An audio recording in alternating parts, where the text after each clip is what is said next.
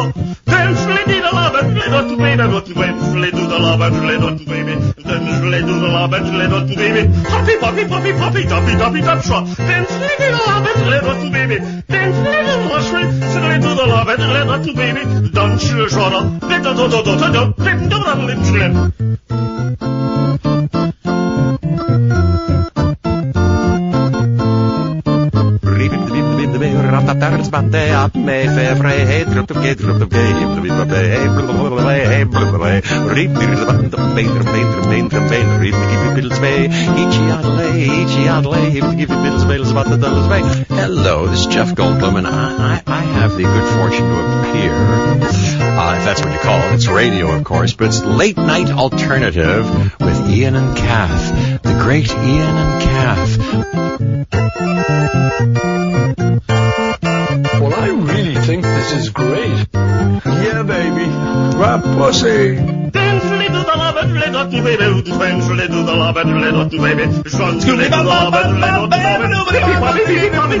Everybody!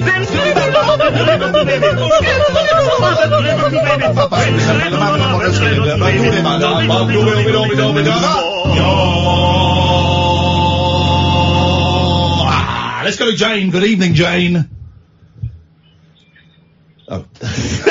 Okay. And it was a great intro, guys, and we went for it, and then I punched, and there was just, Oh, hello. Yeah, it's your turn to speak. It's you, Jane.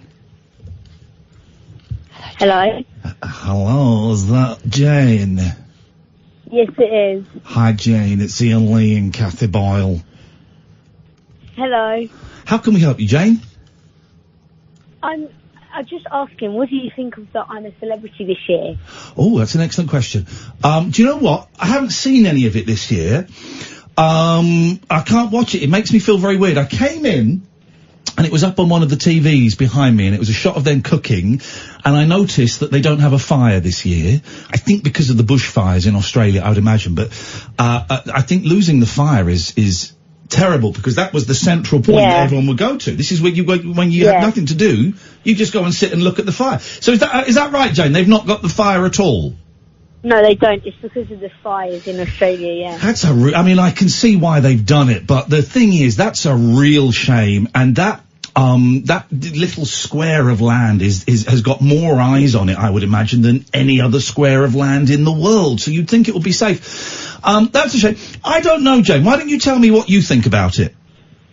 Well, I think it's really good this year, but I think some of the people in it, I think they take it a bit too personally about what they say. Okay, what do you mean? Give me some examples.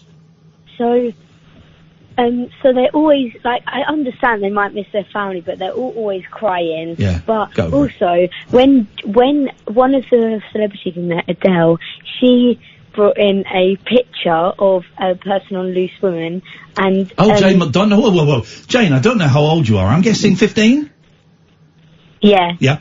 I will not have you speak about Dame Jane McDonald as just a person on Loose Women. She fought in 2 world wars and is one of Britain's best loved cruise ship entertainers. She's a cabaret legend, love. She's a cabaret legend, Jane. And to old people like me and Catherine, she's very, very important. I'm teasing, go on. She brought it in for one of her luxury items, and one of the other celebrities, Roman from Capital, he said that he just asked her, like, why she brought that picture as, like, her luxury item instead of something else. Yeah. And she was screaming that it was prejudice and that, so I think there was quite a clash there. Corbyn thinks he's got trouble at the moment. You should see Adele defending Jane McDonald. Do you know what? That's a genius thing to take him for a luxury item. Because I took a camera. I took a Polaroid camera, but it was only because I couldn't... Yeah, that's a good idea. It wasn't Polaroid, it was a disposable, wasn't it? It was Polaroid, wasn't it? No. Anyway, I don't remember. But they kept asking me, what would you like to take as your luxury? And I said, I don't really want, I couldn't take an iPad, I couldn't take a book, couldn't take a notepad. I said, they said, well, in the past, someone took a pillow and someone took a camera. I said, I'll have a camera. I'll have a camera then. I don't really, no, it was instant. Was it? It was an Instamatic, because I had the pictures there and they kept making me waste the pictures and I didn't really want to. And then my plan was, Jane, get this, was to sell them on eBay for thousands of pounds. Problem is, I have no idea where That's a good idea. I don't know where the pictures are anymore. They'll be somewhere. I've got a little box. That's a real shame. Yeah, it is a shame. I don't know. I'll find them. I'll find them. If I find, Jane, keep listening, right? Not obviously tonight, but if you hear me on the show saying, oh, I found those I'm a Celebrity pictures, call me up and I'll send you one. Oh wow, okay, thank you. But I may not find it for like 6 months. So, but I will have a little look. They've got to be somewhere. If you hear me say I found them, call up and say, hey, I'm Jane, you promised me one of those Polaroid pictures and I'll send you one. Yeah, okay, thank you. That was our favourite year, the year you was in it, especially the strawberries and cream. Oh, mate, those strawberry, I gotta say this, right? You can't. The strawberries were the most delicious. People offer me strawberries now. No. Is it worth it then? They've got to be stolen strawberries to taste so delicious. They were totally worth it, Jane. They were really worth it.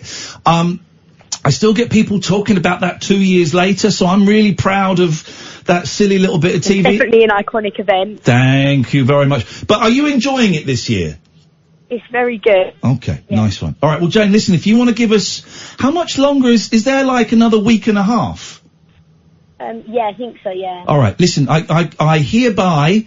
I'm tapping you on the shoulder with a sword. I hereby knight you as Jane, the late night alternative, what's the program called? I'm a Celebrity, Get Me Out of Here correspondent 2019.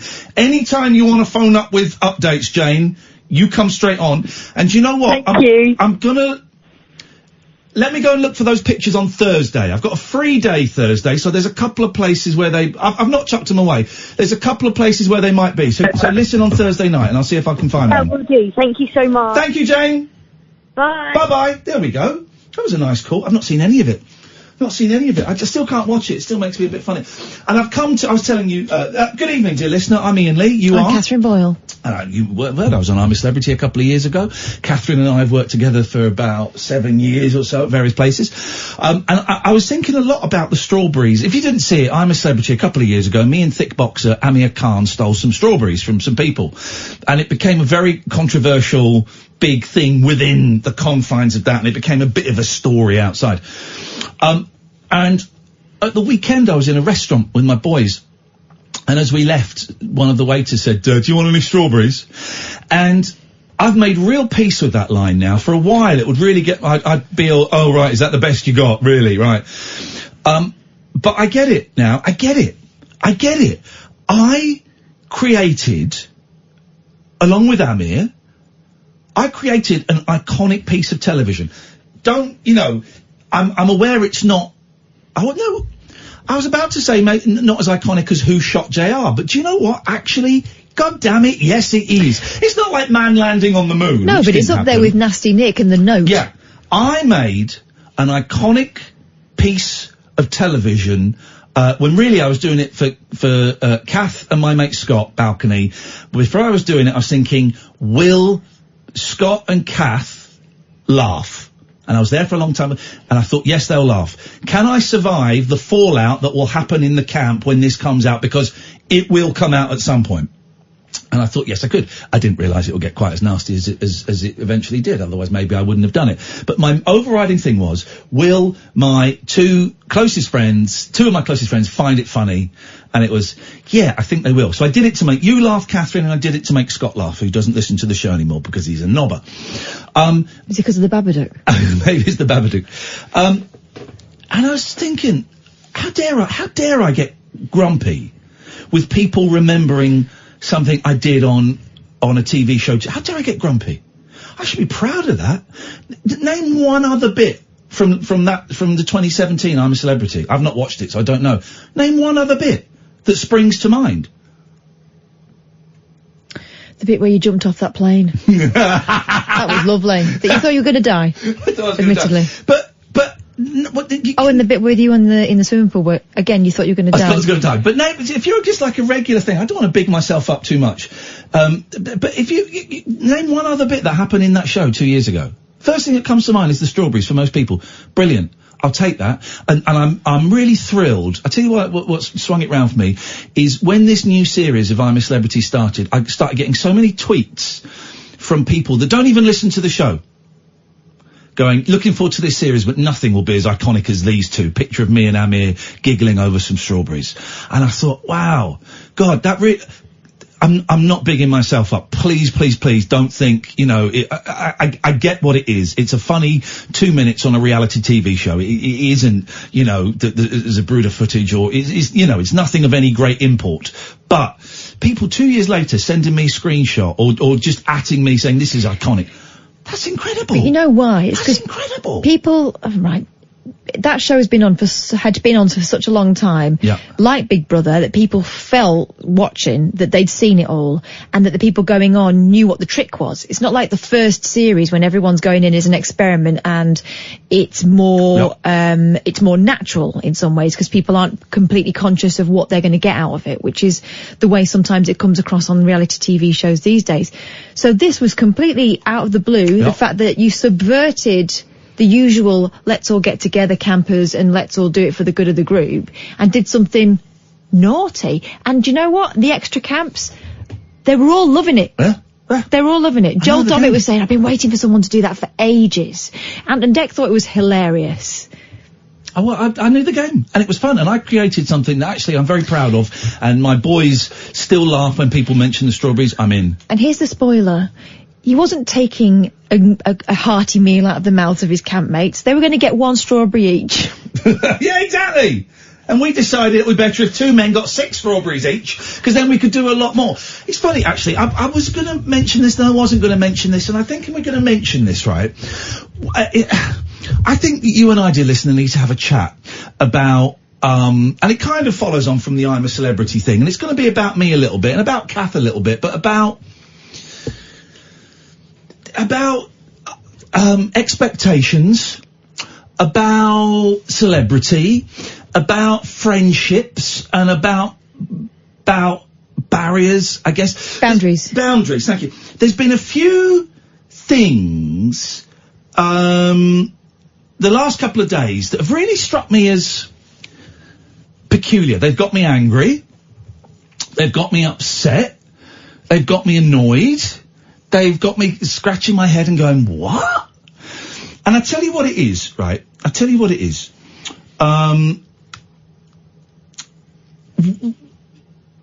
Yesterday I was saying how I've muted some of you on Twitter, right? And I have. But what I then saw was loads of people going, I think he's muted me. Oh, I bet he's muted. Why would he mute me? Loads of people. And I saw it because I hadn't muted those people. The thing is, for some of those people, that progressed into feelings of anger, hurt, and then they got insulting about someone who hadn't muted them. And I'm sure there are people talking about it that I had muted, right? And that's fine. The way I choose to curate my Twitter feed is my business. Now, when I'm talking about me, I guess I'm kind of talking about all of us, okay? But all I can do is share my experience, right? So some people got very, very angry, and there was someone last night got very angry and then walked it back when it was pointed out to them that what they were saying was actually a little bit nuts. So they walked it back, but saying that it was selfish. Well, here's one. Here's someone. And I'm not going to mention any names because I don't want to embarrass people. Some of you will know, some of you won't. Here's one. He's a very talented man, but he's also very selfish and rude, muting and blocking supportive fans who have done everything for him. Now, I'll block you if you're abusive to me or someone I like, or if you're rude. If you're rude and or abusive to me or someone I like, and that could be Kath, that could be my sister, that could be, I don't think anyone has been actually, or that could be just, you know, a listener to the show who's, if you're rude or abusive, I'm going to block you, right? And that's fine to do that. And if you're just a little bit needy, or entitled, or repetitious, or demanding too much of my attention, I'll mute you. And that's fine. I'm not telling you off, not criticising you. I'm hardly ever discussing it. If I do discuss it, I discuss it with Kath, but we don't really go, hey, I muted these people today. But I might say, oh, I've muted such and such, just because they were saying the same thing over and over again. Do you know when the only time it comes up is when people think that they can get to you through me. Yeah. And I'll say, what's this? This person then sent another tweet. Iain Lee's a twat, basically, but his show is still good. And that's fine. Okay. But, gosh, and then basically is such a tricky word. Then I've got people messaging me, and because I don't reply or respond or click like, they then message me through someone else going, don't know if you can see that, but this is coming just in case they got muted. And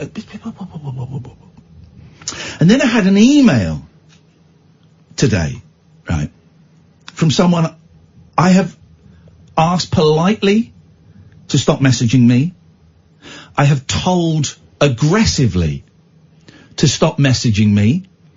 I have reported them to the police. I've reported them to my boss. I've ignored them.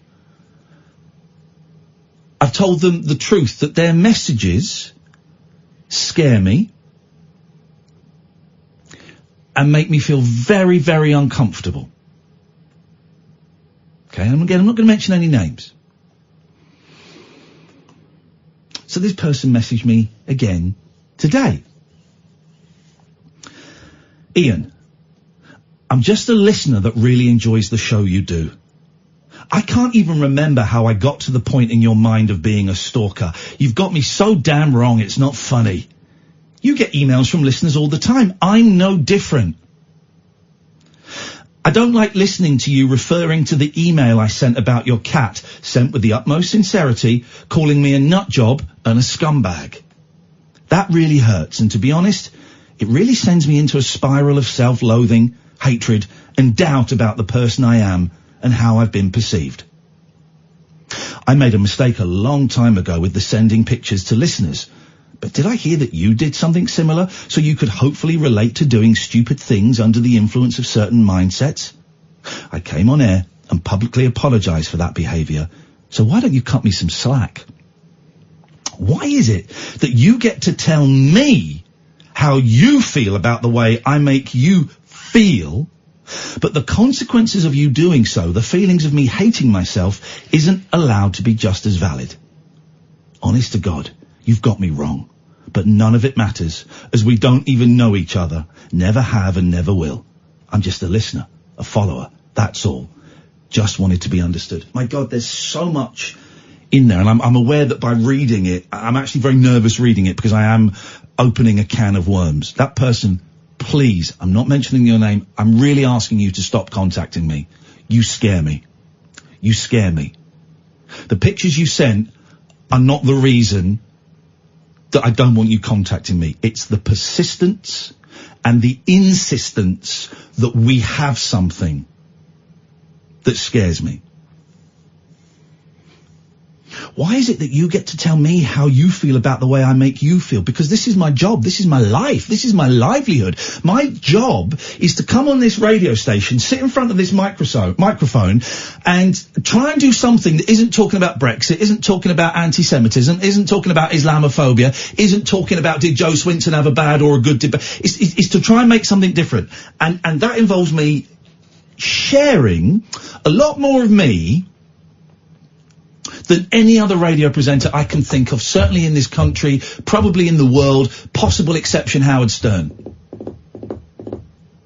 I can't think of any other radio presenter that shares this much. God, I came out to you guys, but before I told people that were close to me, you know, I've shared so much. So I do get to say how I feel. And if people want to phone up 0344 499 1000 and share how you feel, you're very, very welcome to do that. I'm also very accessible. 15 hours a week you can phone me. Several hours a week I'll be streaming on Twitch where you can come and chat. 3 hours a month, me and Catherine do a phone-in podcast around the country. Really accessible, right? So yeah, I get to say how I feel. You don't have to listen. You don't have to listen. You can switch off at any point. I'm addressing this person. I'm addressing kind of everyone.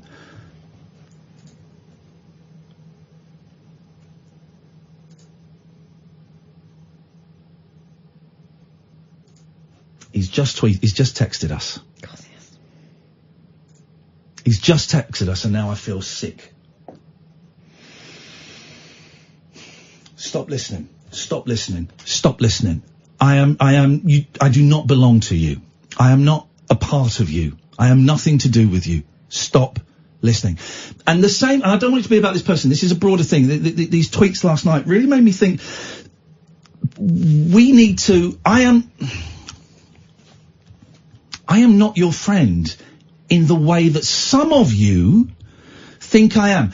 And this is about me, but this is also about celebrity in general. We hear Nigel, for example, talking about how Miley Cyrus is his friend and stuff. And it's really difficult to get through to him that she's not. She doesn't know who he is. She doesn't know anything about him, right? And a lot of us all think if we could just meet our favourite singer, or if we could just meet our favourite actor or our favourite comedian, we'd get on so well.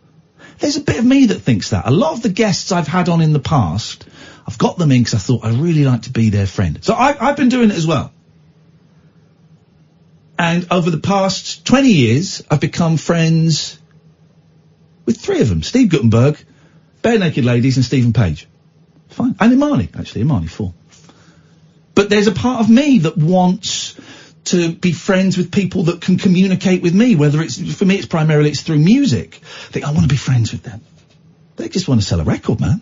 I just want to sell a radio show. Here's the thing. I love talking to you lot so much. I love my job. My job is to make my best friend in the world laugh. And if he's not listening, then I've got to try and make Catherine laugh. That's a joke. She's giving me the finger. That's my job, is to come in and hang out with my best mate and make her laugh. And I get double points if I hear Sam laughing through the glass. That's a double little Brucey bonus. Oh, okay. That's my job. That's it.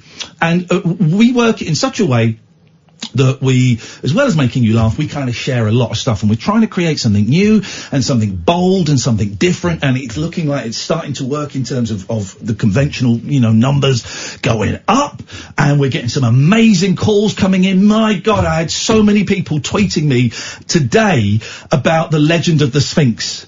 The riddle of the Sphinx. Oh, if you missed it from last night's show, it's the podcast. It's so funny.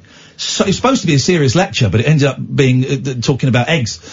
So funny, and I'm so proud of it. I didn't do anything. I played some silly Egyptian music and sat back and was stifling my laughter. But I'm so proud, Kath, that we allowed something like that to happen on our show. And so many people got in touch. That's it. That's it. I am not your friend. I'm not your friend. A couple of you I have become friends with. But for them, and now I've realised I've planted a seed in some people going, well, he means me. I can name them if you want. I can name who I've become friends with.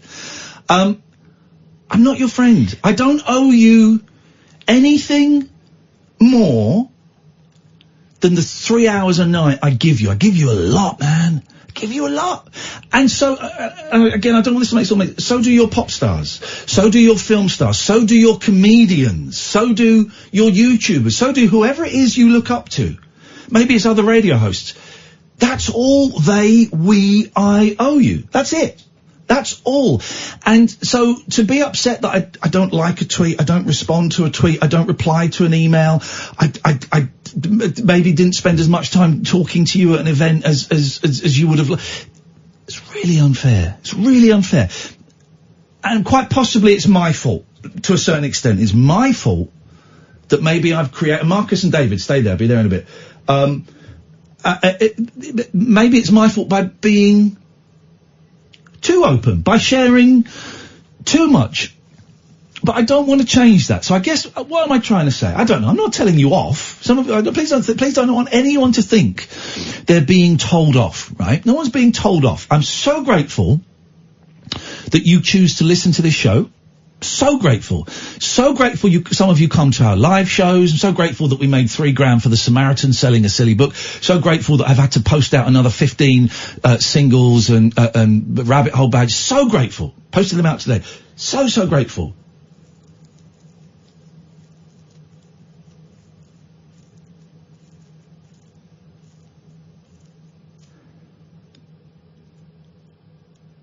Here to stay, holding your feet to the fire, says the person who's been emailing me. His name is John.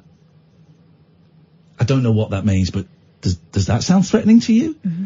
Here to stay, holding your feet to the fire. And John wonders why I don't want anything to do with him. John's an extreme example. He's an extreme example.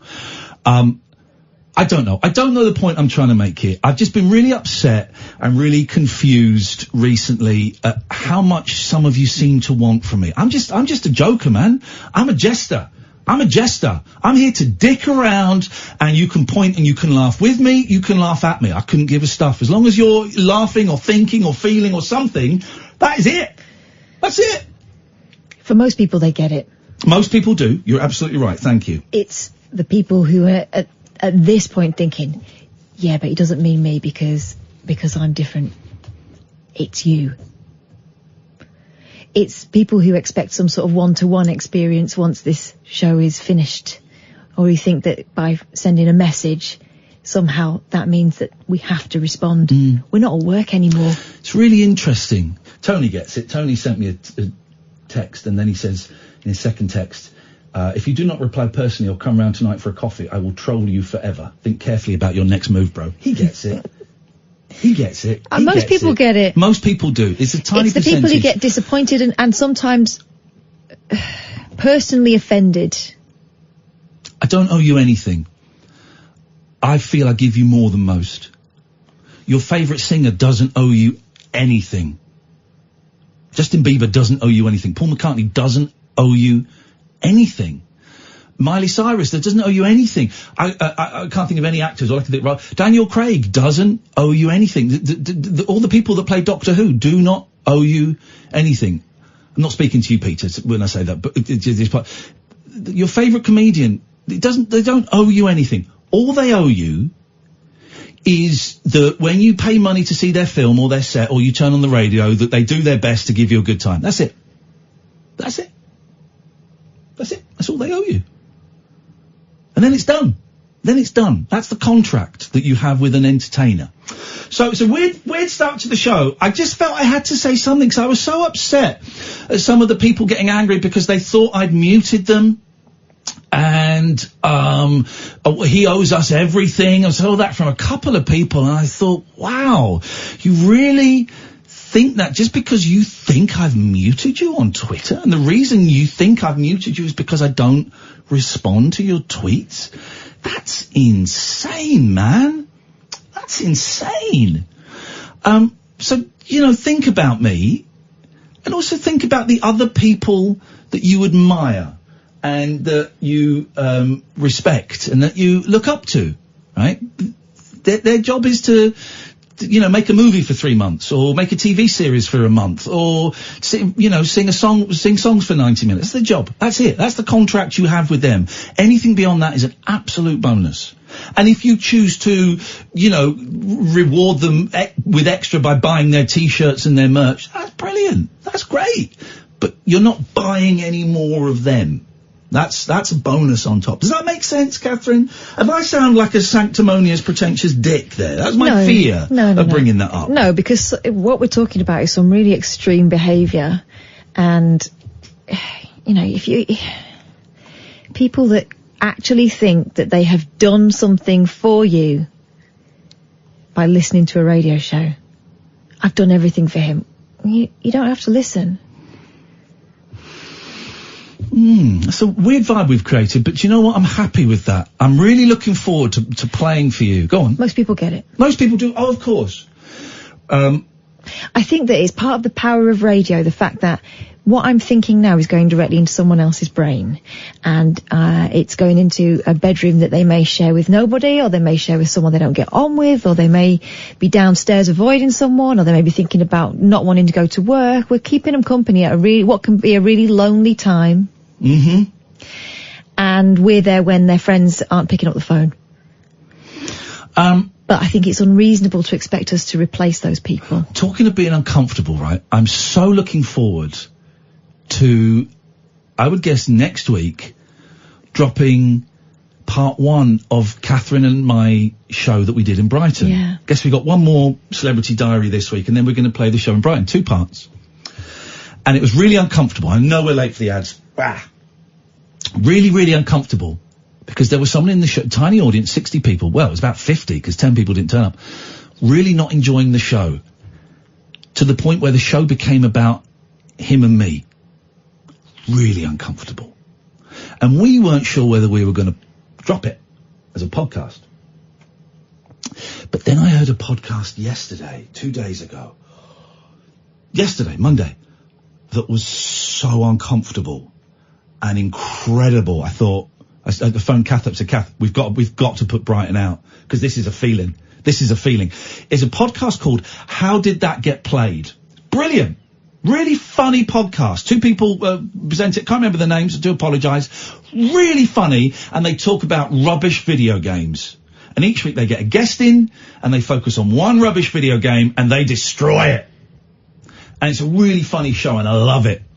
And then this week, for the Thanksgiving show, it's American, they had a Native American comedian in, talking about a terrible game. It's not really a game. It's kind of a fringe release called Custer's Last Stand on the Atari 2600. Very old system. And within that game, of course, General Custer massacred loads of Native Americans, and Red Indians, as we used to call them. Didn't massacre as many as he would like, because he was inept.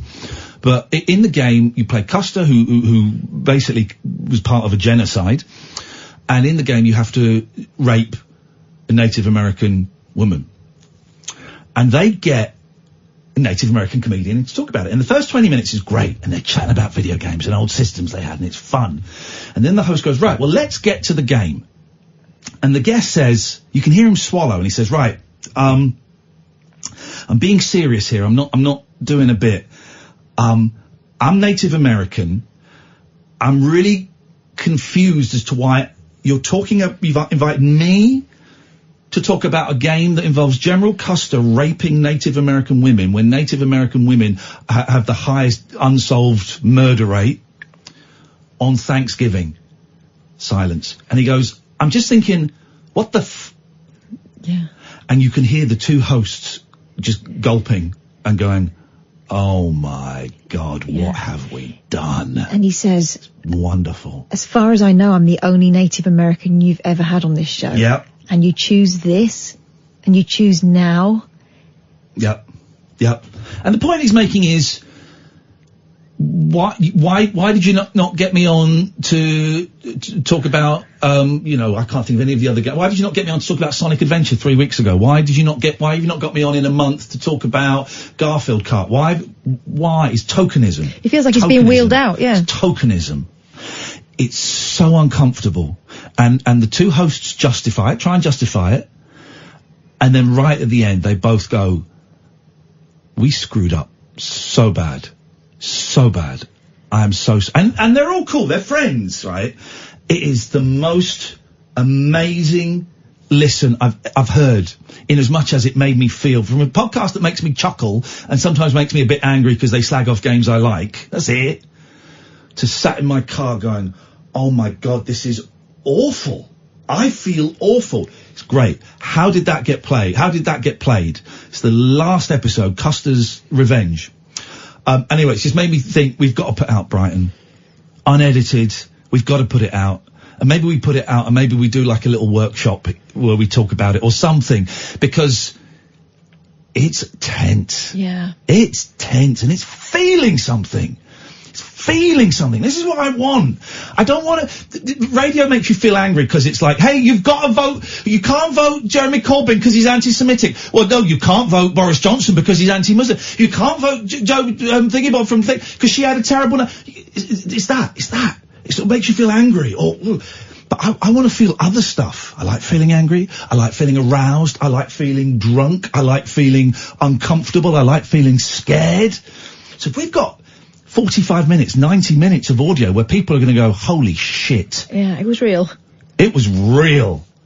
We put it out there.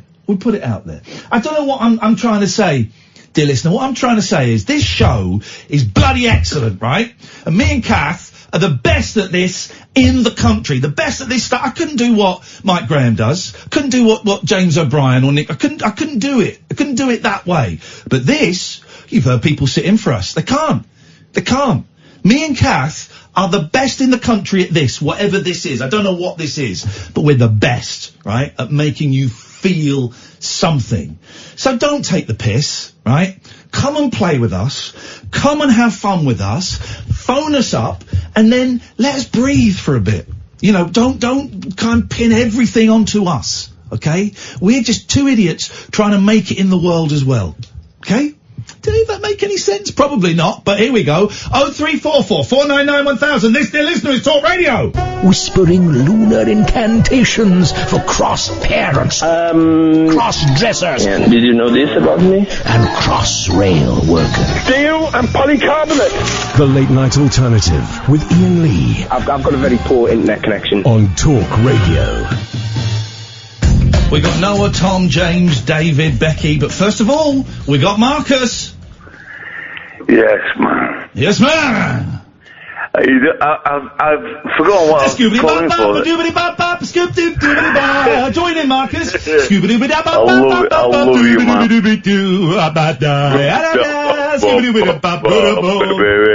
There we go.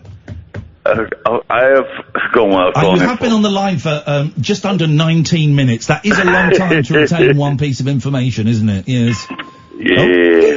Oh man. Yeah, man. I love you. I love you guys. Thank you, Marcus. What have you taken tonight, Marcus? Well, I was teetotal for about 25 years. Okay. What have you taken tonight, Marcus? I love a whiskey and Disaronno.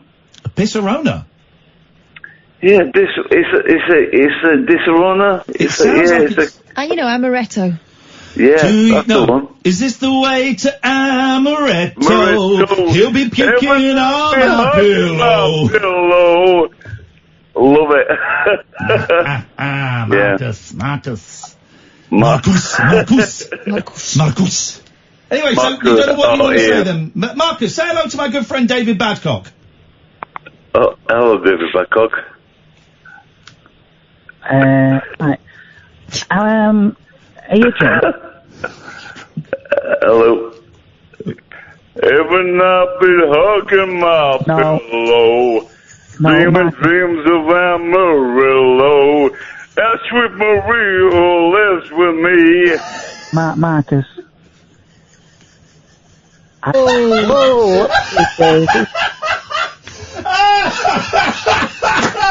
Oh, David, you're the only, me, Catherine and you are the only person that heard that because we had to dump it. But I think everyone can guess what he said. For those who don't, the first half of that line was David saying, Marcus, I don't want to talk to you because I don't like drunk people, and Marcus told him to F off there. I wish I could speak to the callers like that. Oh, that, I feel a bit jaded now. Not as jaded as Marcus is going to feel in the morning. Oh, David. You must have had people tell you to F off before, whether it be in the ghost industry or the hen sex. Some of them ghosts are rude, aren't they? Well, no, not... Oh. I've not had anyone say F off to me for a very long time. How long? When was the last time? What was the last situation where someone rudely told you to F off? I was in Aldi, the supermarket. Yep. Yep. And I remember it vividly, I was going down the salad bit as you walk in. Yeah. And I reached down for the last packet of tomatoes. Okay. Because I fancied a ham and tomato sandwich. With mayonnaise? No. Okay. No. Just asking. Curious. What's your favourite sandwich? 03444991000. Call me now. As I reached for them, a quite big man also reached for them, and I said, if you don't mind, I really want a ham and tomato sandwich. Can I have these? And he said no.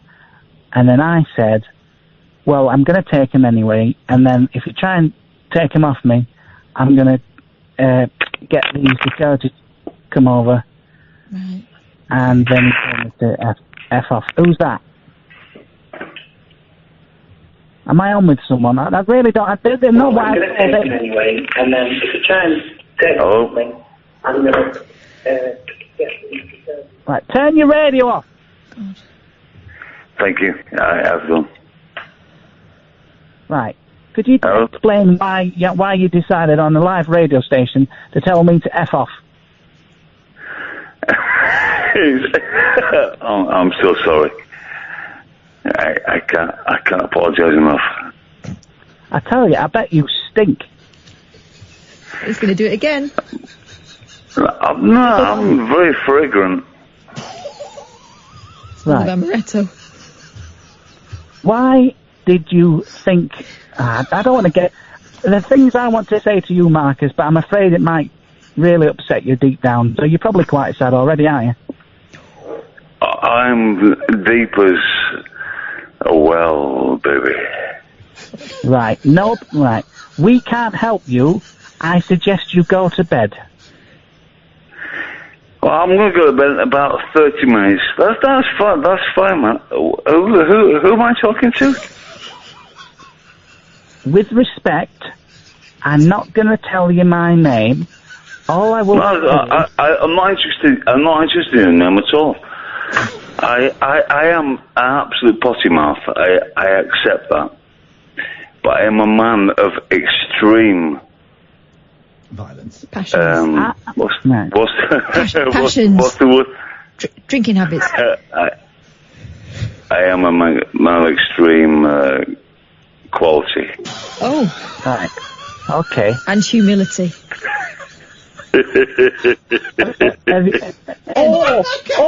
Okay, that's enough now. Did we do the 22 break? We did, thank you. I mean, fair's fair. No, maybe the first time I warranted it, but that one was unjust. I think you did goad him a little, to be honest. Scott says, hashtag je suis Marcus. David, I'm afraid we're going to have to let you go. If you're going to continue to encourage my callers to swear, we should probably say goodbye, mate. I asked him if he ever wondered how chickens lay eggs. It was an aggressive, sexually charged question. There was a tone. There was a tone. Right, well, there's a tone. I don't want Marcus back. All I want to say is it's been proven in the newspapers that you can actually hatch a chicken from a supermarket egg. Thank you very much indeed. That's not true in the slightest. Oh, man. Let's go to Noah. Good evening, Noah. Hello. What can we do for you? Oh, nothing really. I just want to tell you all that I'm not your friend. I'll never be your friend. And I hate all of you. I think you're all neurosyphilitic numbskulls. Okay. So you went to prison for a hate crime. There are no such things as hate crimes. And you're phoning up to tell us you hate us all? Yeah. Okay. What did you go to prison for? Doesn't matter. I'm a martyr for libertarianism. Vile racist jailed for 16 months. No, racist. I'm just saying this because we had so many calls about you, Jonathan. Oh, really? Yeah, we have, asking you, telling us that they would not want you back on. And I don't care what they think. Will you calm down and listen? I have continually said I would be pleased for you to call up. Continually, right? I've had people give me abuse. I said I will be pleased for you to call up. However, your aggression towards people in general, and me specifically, is really unwarranted and unnecessary. And that's why I think it's important to put this in some context by looking at this story of what happened to you. I don't care.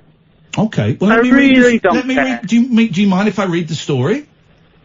Yeah, because it's full of misinformation. Well, why don't we read it and you correct it?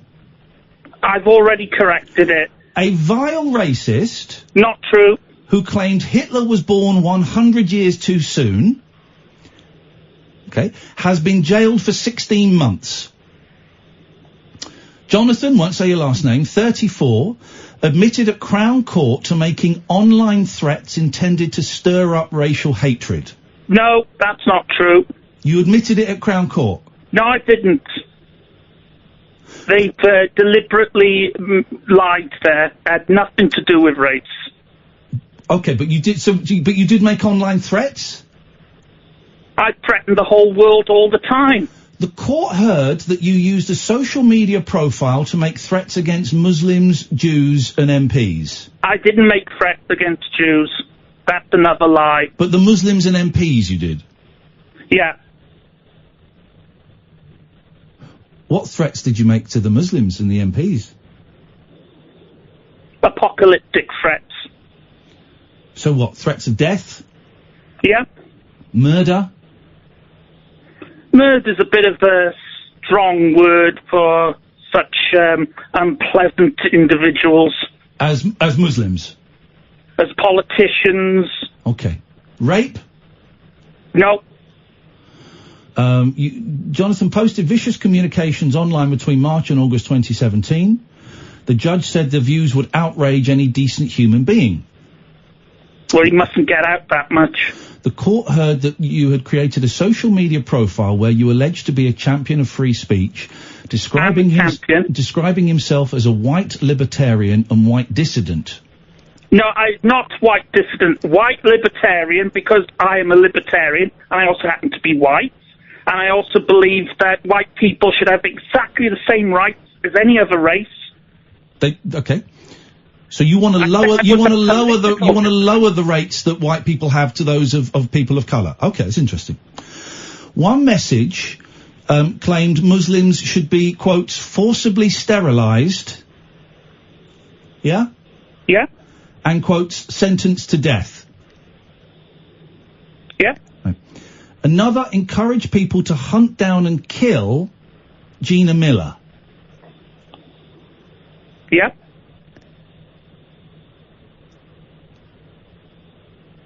What were you thinking, man?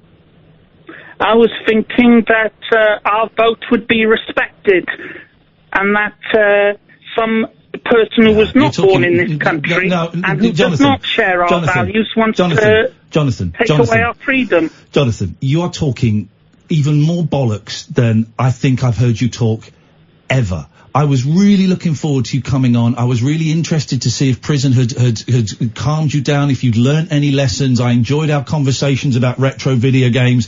It turns out it's made you even more of a racist, obnoxious, shut your face, a racist, obnoxious, anti-Semitic, Islamophobic, misogynistic, nasty piece of work, suggesting that Gina Miller should be hunted down and killed and that Muslims should be forcibly sterilised. You are disgusting. I'm embarrassed and ashamed to say that I was championing you coming on this show again, because I was really looking forward to hearing your story. And I know that deep down, that there is there is a nugget of humanity in there. There's a nugget of humanity. But I'm afraid, Jonathan, you have come out worse. You are disgusting. You are horrible. You're a piece of trash.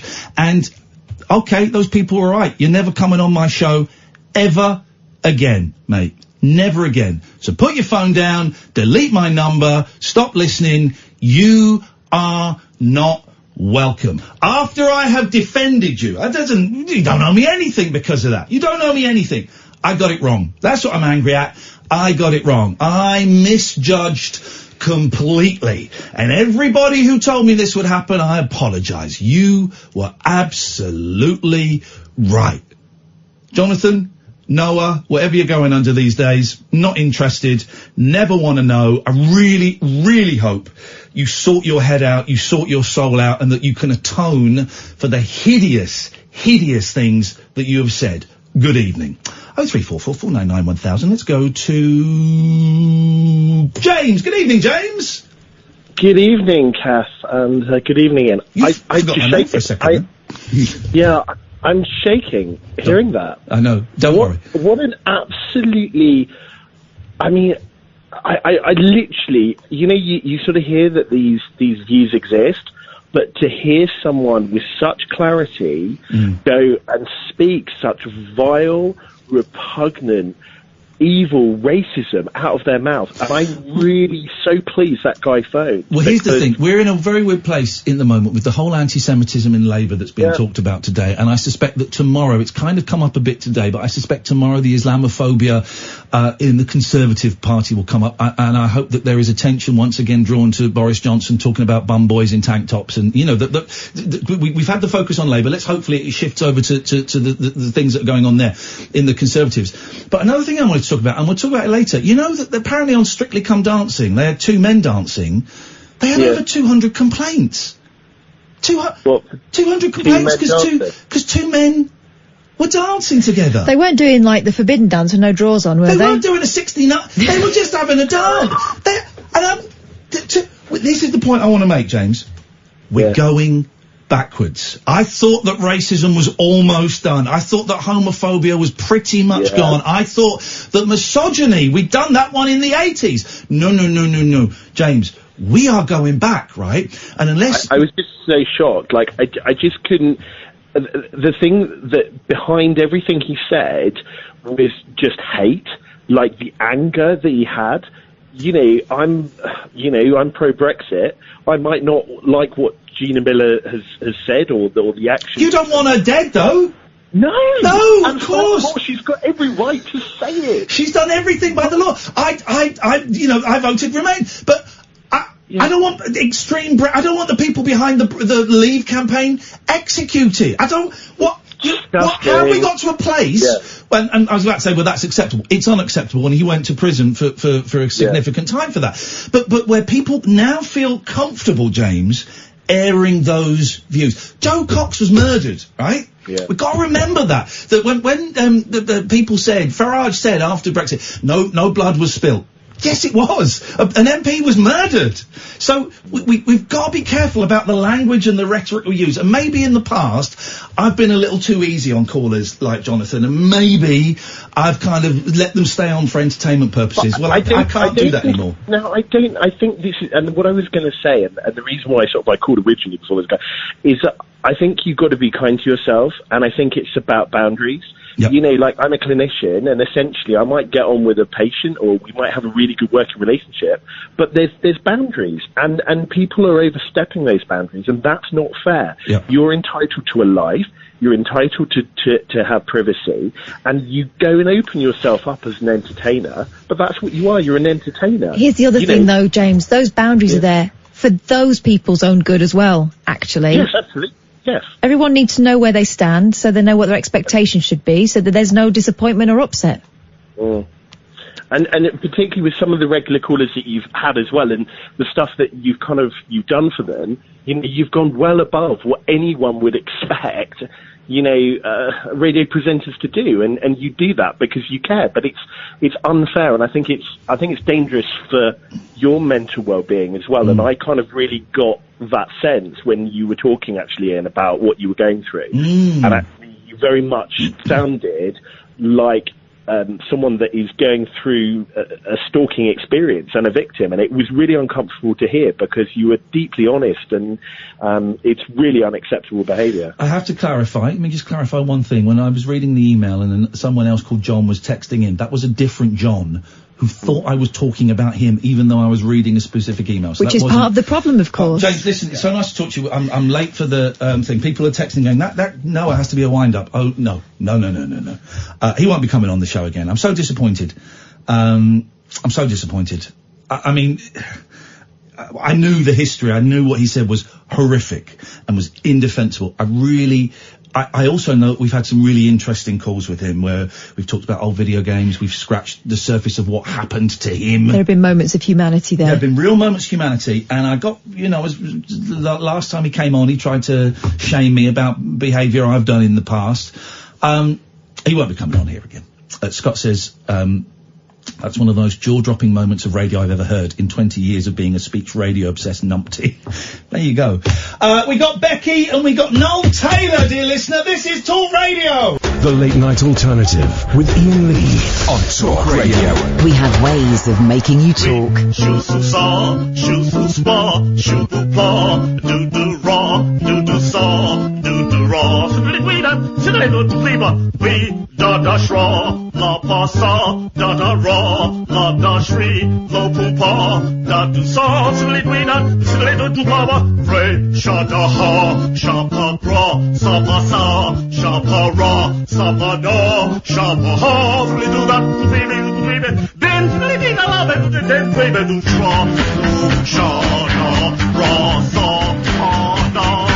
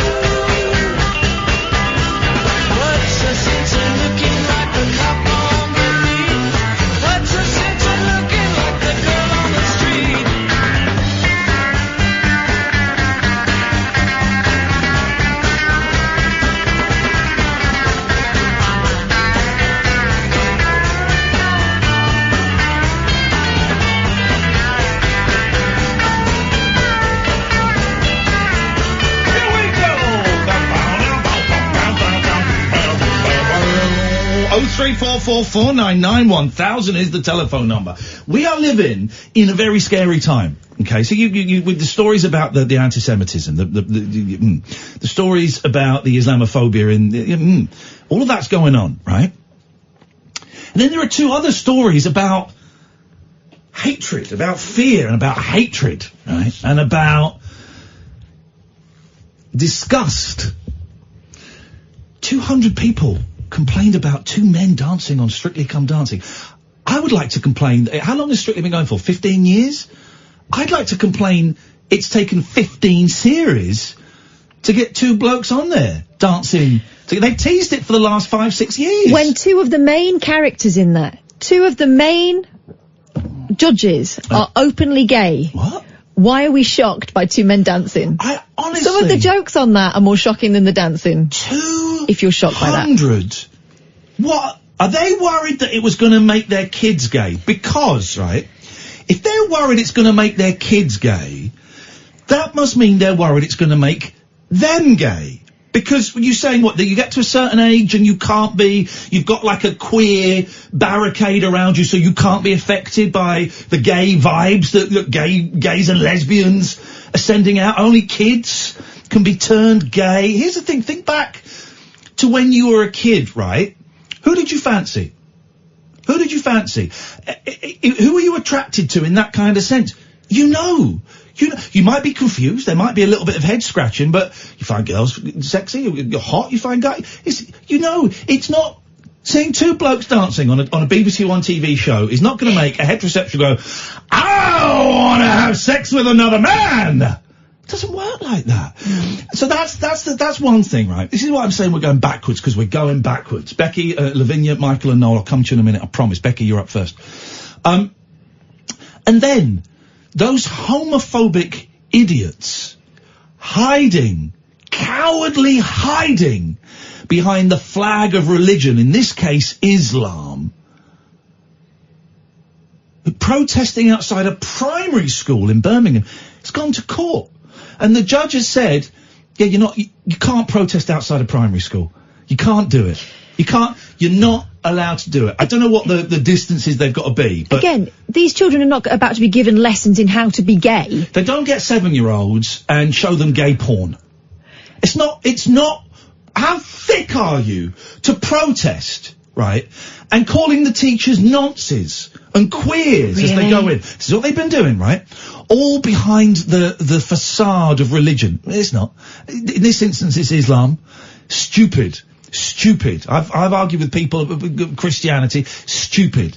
You don't like what two men or two women get up to, so you go and protest out of primary school. They're not getting a 6-year-old and going, right, let's have, this is Dirk Does Dallas.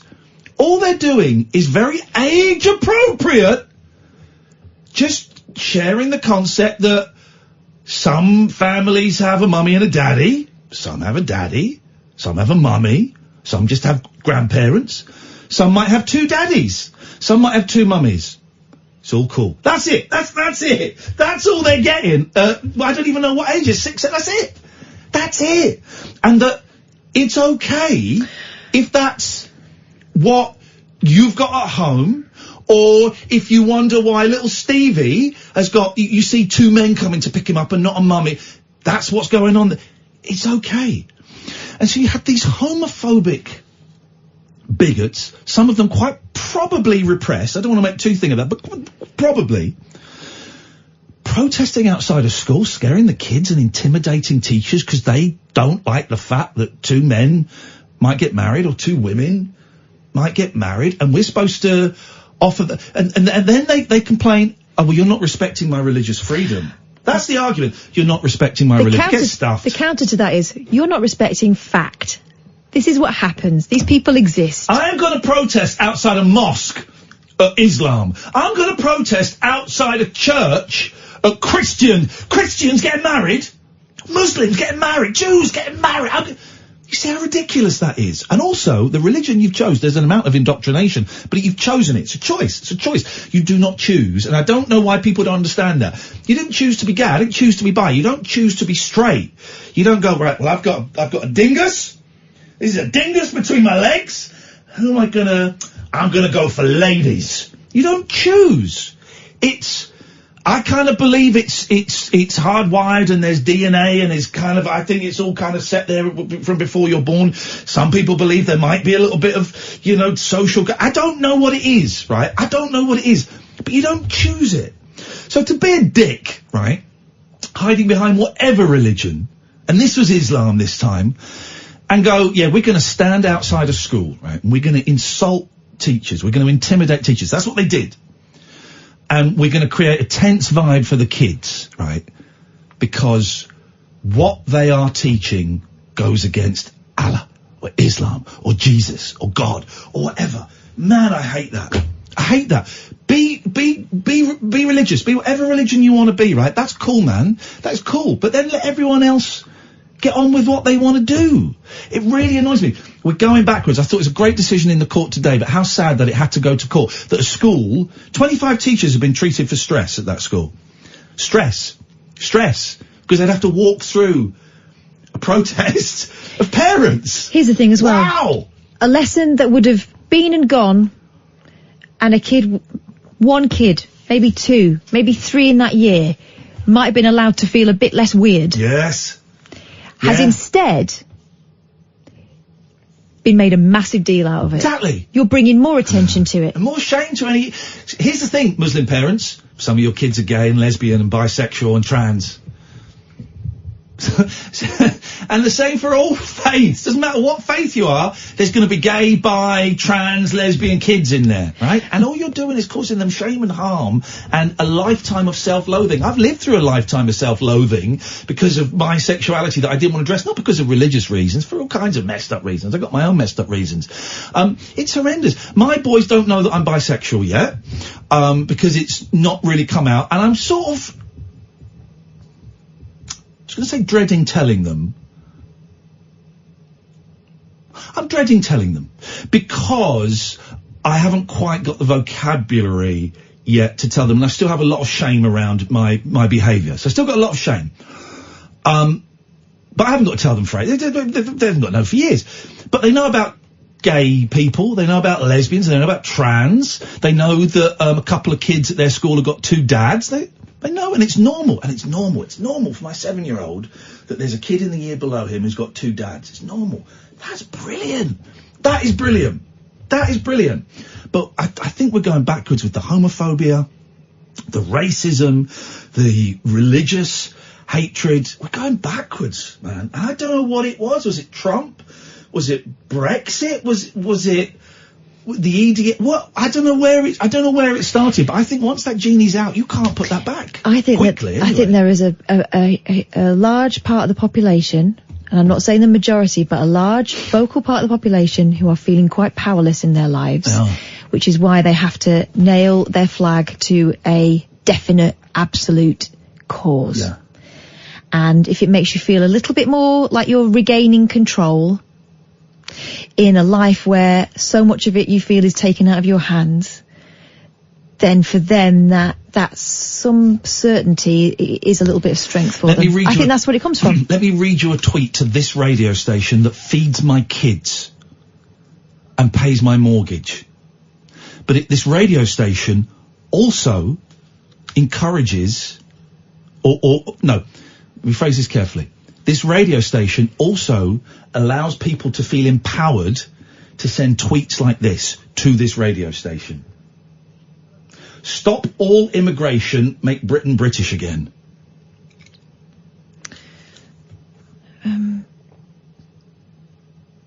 Immigration from when? Like the Normans? Are they British enough? And who's British? I'm laughing because it's so sad. All I can do is teach my children, to quote Crosby, Stills, Nash and indeed Young. Teach my children. That's all I can do. All I can do is hope that the positive message of love and anti-hate that my 2 boys go and spread that. That's it. And I guess use this show for a mouthpiece. That's why I called out Jonathan for his awful language and attitude earlier on. Really awful. I really hoped something would have shifted there, but no, he's doubling down in his violent as in the language racism, misogyny, and threats of violence. And I guess we kind of have a responsibility to kind of call that out. And we do call it out, Catherine. We have, I remember we got in trouble at the BBC in the past for not wanting some Islamic extremist on that was doing the rounds. I don't even remember his name, and that's fine. But we had this Islamic extremist booked on our show, and he was doing the rounds because everyone liked him because he created, quotes, good radio. He made people phone up because he upset people. But here's the other thing. He didn't represent anyone but himself. Oh. And on the other extreme, there was a far right extremist that was on our radio station all the time. Refused to have him on the show. I remember having a big argument. It was in Luton because there was an EDL march that Saturday. So they wanted me to talk about it on the breakfast show. I said, why? Why? Oh, we have to talk about it. I said, no, we don't. We don't. You publicise it. We're advertising by saying this thing is happening. We're advertising it. We don't have to say anything. I know it says, it's a local story. We don't have to say anything about it. No, and the way we thought of it was, if something happens, we'll comment on that. Then we report on that. We're not going to say, what by the way, happened was tomorrow, about, what was it, like 7 blokes turned up? Nothing happened. It was rubbish. It was rubbish. Good. Anyway. And we didn't have a hand in it, and it was great to feel like that. Ah, man, this is some show. We're clearing the decks tonight. Right, Becky, you are next, I promise. I've been saying that for ages, and you've been waiting for ages. Then it's Lavinya. Then it's Noel Taylor. 03444 499 1000. This, bit windy pops, excuse me. Hello, computer. Is the late night alternative on Talk Radio. The radio show where the owls are not what they seem. Do you or have you ever watched Twin Peaks? The late night alternative with Iain Lee. We could be dreaming and meeting each other in our dreams. On Talk Radio. So let's go to Becky the Witch, because I've been promising her for ages now. I want to talk about something, I think I've stumbled on a very bizarre fetish that I'm all set for. Becky! Hello, how are you? I'm okay, Becky. What have you got for us tonight, please? Oh, someone's just sent me a picture of a woman sunbathing her bum hole. Okay, we'll get to that in a second. Yes, thank you. Funny they should send that, because we already have it in our favourites. Thank you, Walco. I'm joking. Yes, Becky! Yes, well, I wanted to talk to you about boundaries and binding spells as well. Oh, okay. So, yeah, you were talking about boundaries before, and I think Catherine said it very well before, just trying to recollect what she said. Yes. About how you set boundaries to protect yourself, but also for other people as well, and that kind of, I really like what she said there. But also I've got a binding spell as well. Yes, have it. That for you or anybody else can use. Okay, go on. What do we do? Does it involve contact lens solution and bicarb of soda? Because I'm making slime at the weekend, right, with my boys. And really? Yeah, and they said you need contact lens solution and shaving foam. But then I looked online. There's all these different recipes, and the one I've gone for is I've got glittery glue, coloured glittery glue, and contact lens solution and bicarb, and then what do? Do you just mix it? Yeah, mix it together. And that's slime? Mm-hmm. Jeez. Kids are weird.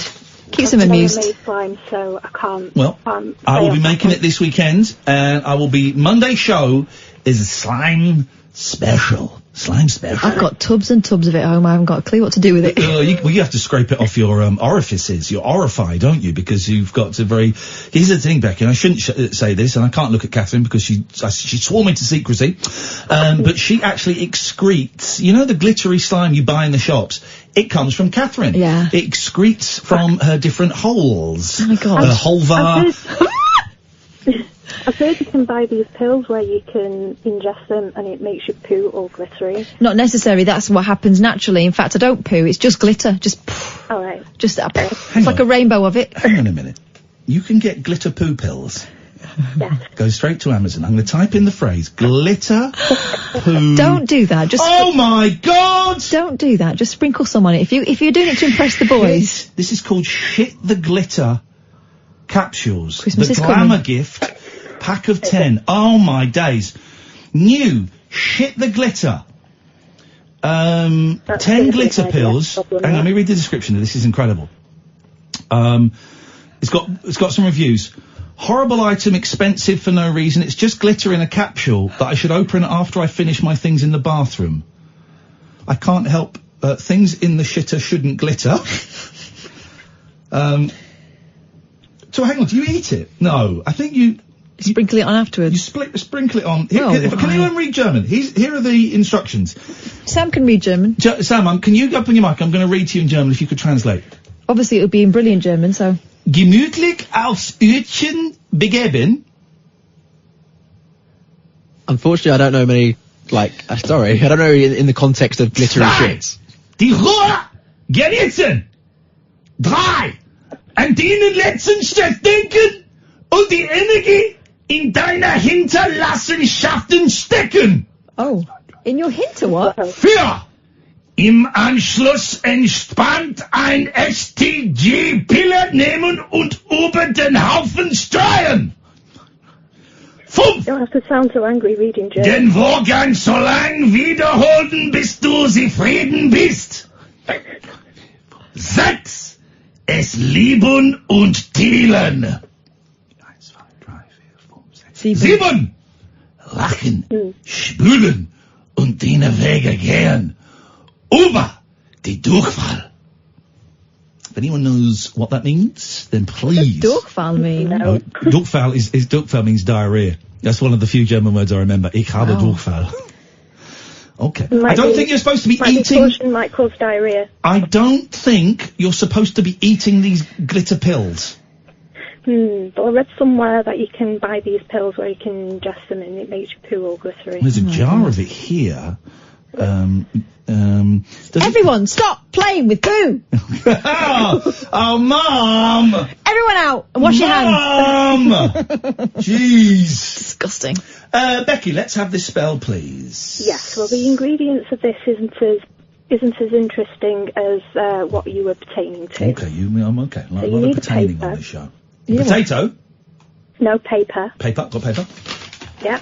And/or a photo of the person that you want to bind. When you say bind, do you mean like egg bound so they can't go to the toilet and use shit or glitter pills?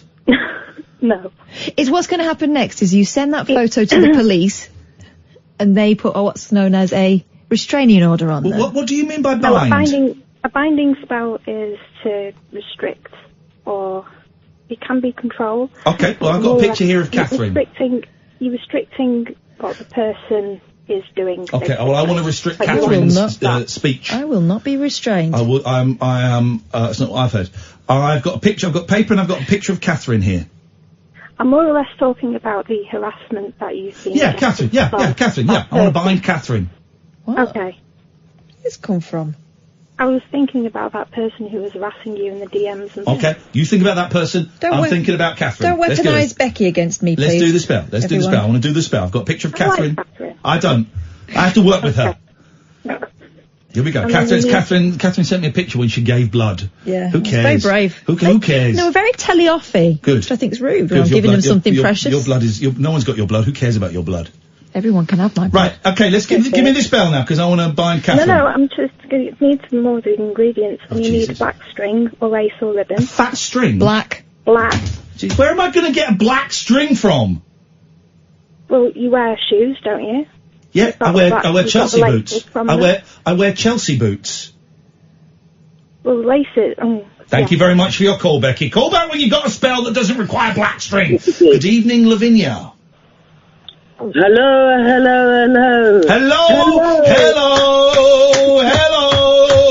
It's good to be back. No.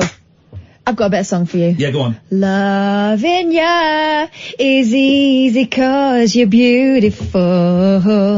You can do it!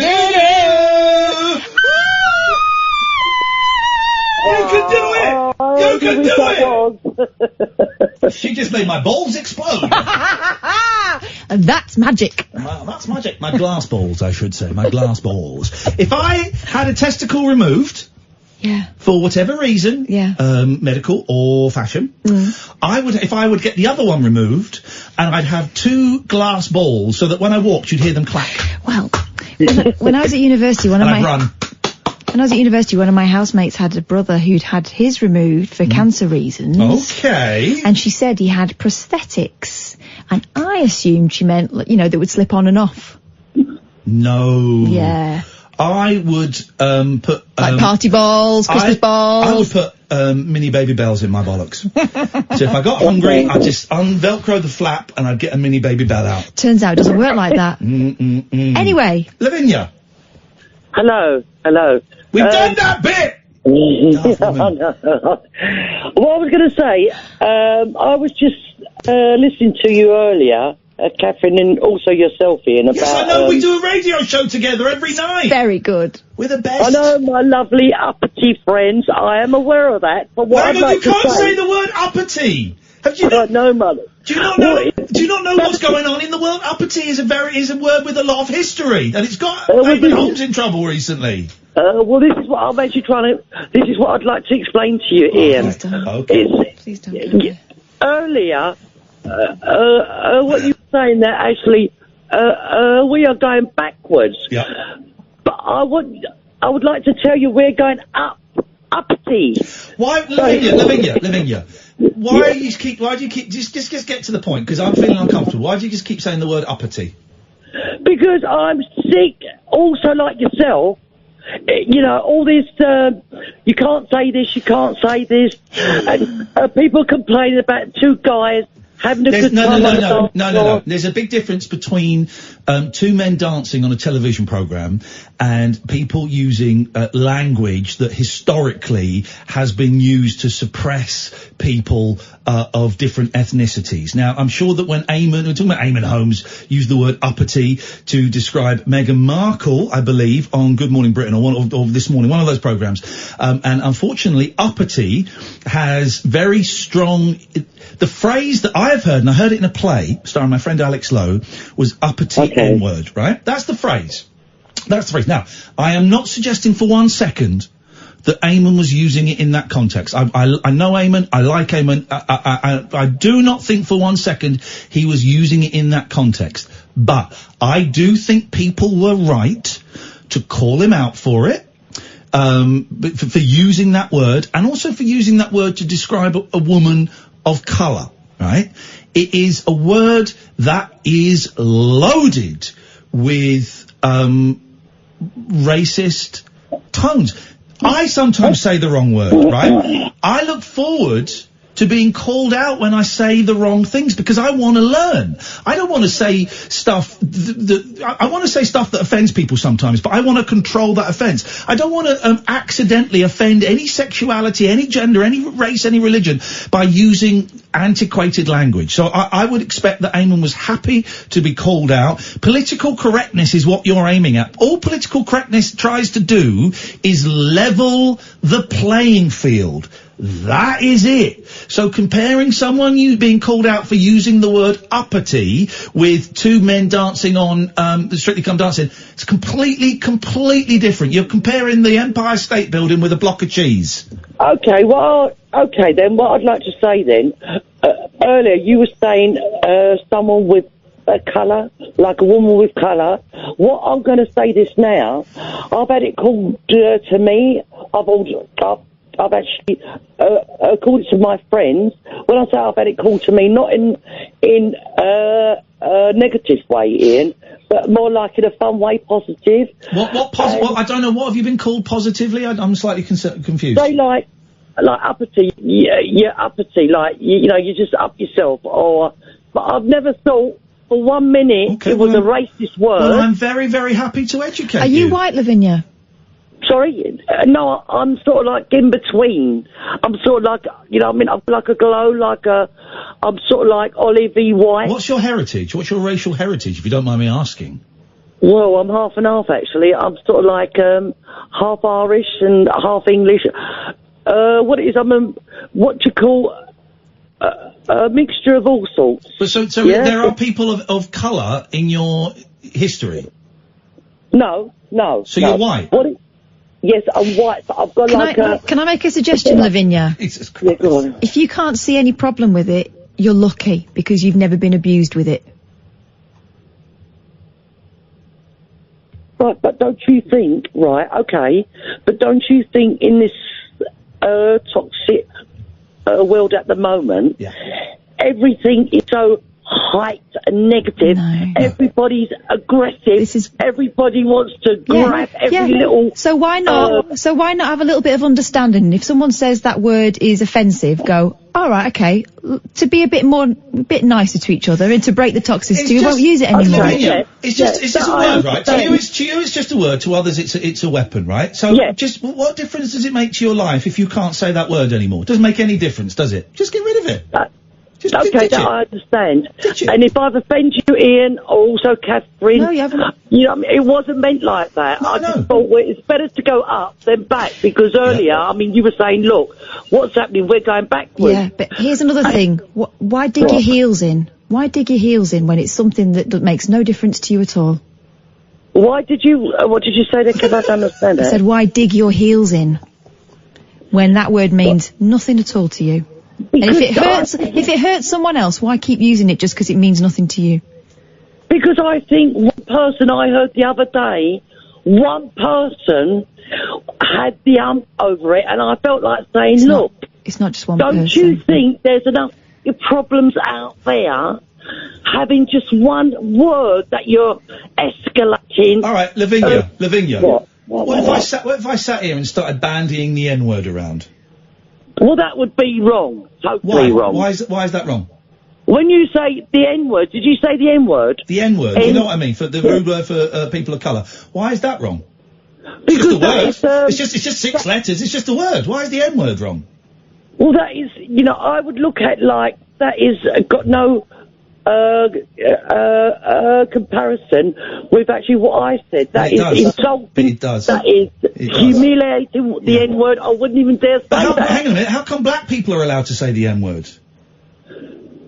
Because do you see what I'm trying to say? I'm not putting you on the spot, but there can be nuances within language. I'm a white guy. I can't say the N-word. If a black person of colour wants to own that word and say it, I can say it. That's fine. It does sometimes makes me a little uncomfortable, but I've not had centuries of suppression being called that. And the same with the word uppity, right? To us, it might feel like nothing.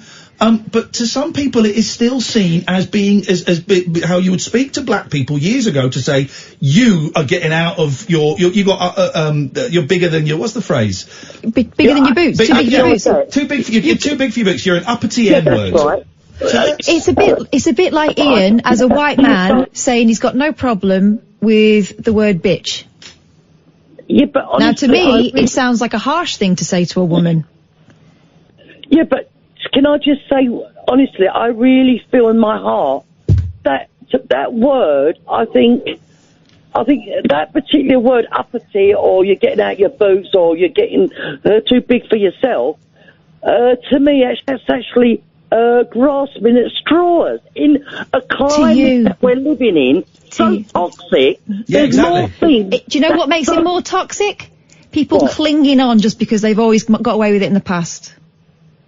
And when people are telling you that are affected and are hurt by it, and you don't listen because you think it means nothing to you, that makes it more toxic. What is the problem, Lavinya? Why have you got the problem? Let me finish the question, Lavinya. Let me finish the question. Yeah, go on. Why are you finding it so difficult just to accept that some people find that word unpleasant and to let that word go?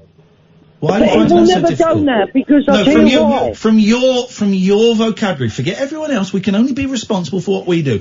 Why are you finding it so difficult to accept that the word upsets some people and to just let it go from your vocabulary? Okay, I will let it go, but the reason why do you know what? Don't be so angry about it. You've just lost a word that I bet you hardly ever used.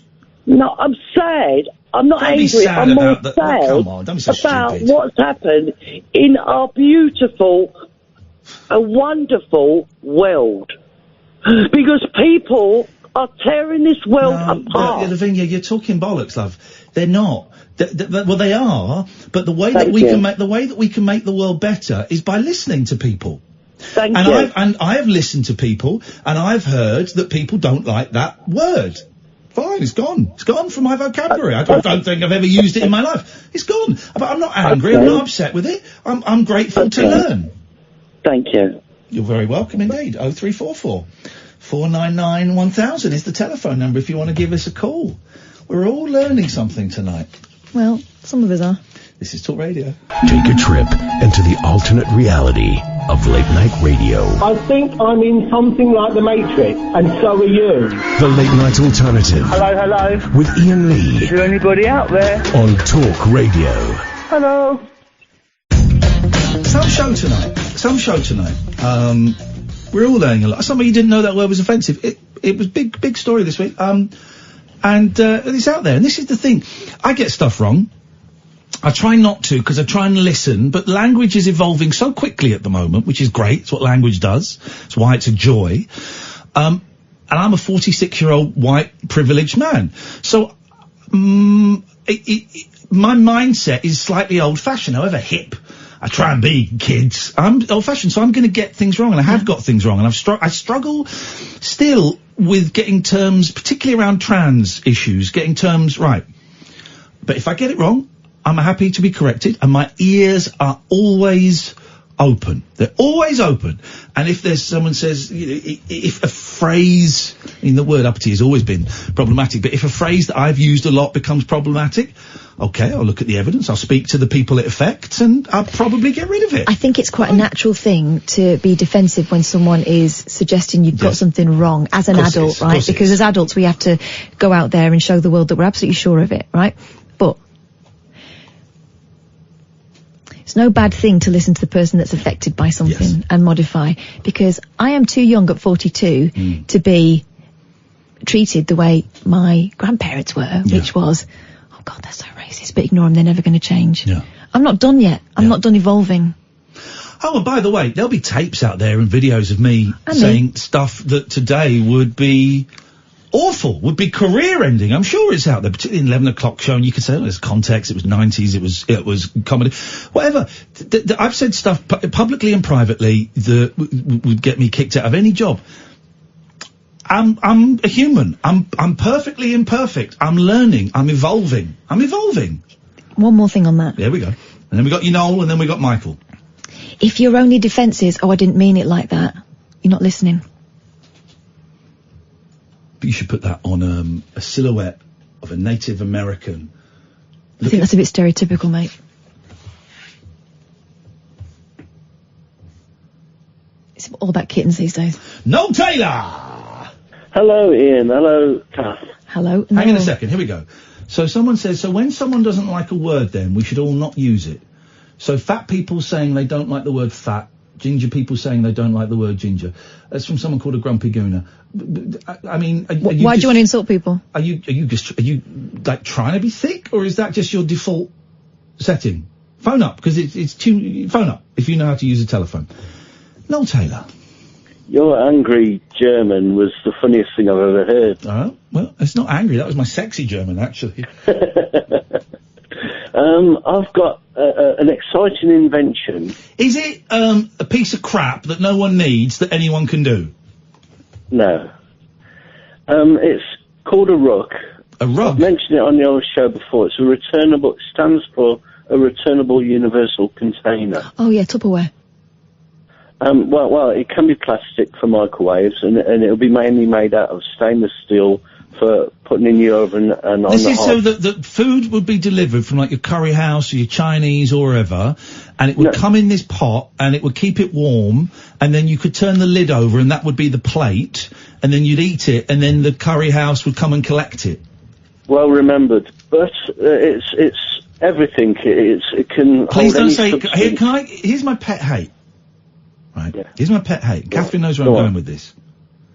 Go on. Can everyone please stop saying nothing and everything? Right? Stop it. It's everything. Okay. It's everything. Nothing. It's everything. Everything. Nothing. It's not everything. Yeah. Nothing. It's no K at the end. Everything. Okay. Is a G. Everything. Nothing. G. Okay. So try it again. Everything. There we go. Perfect. We're there. Spot on. Away you go. Yeah. So basically, it's like the extra large model will be like a biscuit tin. Extra large model. What are we talking about? Kelly Brook, eh? Oh, you saw that picture of her today in a red bikini. Oh, wouldn't say no to that. Yes, son. Get in there. Just trying to make the show a little bit more lad-friendly, Catherine. I think we're alienating the lad market. Yeah, life is so toxic. You can't say anything these days. Anything. Can't say anything. But I'll tell you what, I would like to not do nothing with Kelly Brook.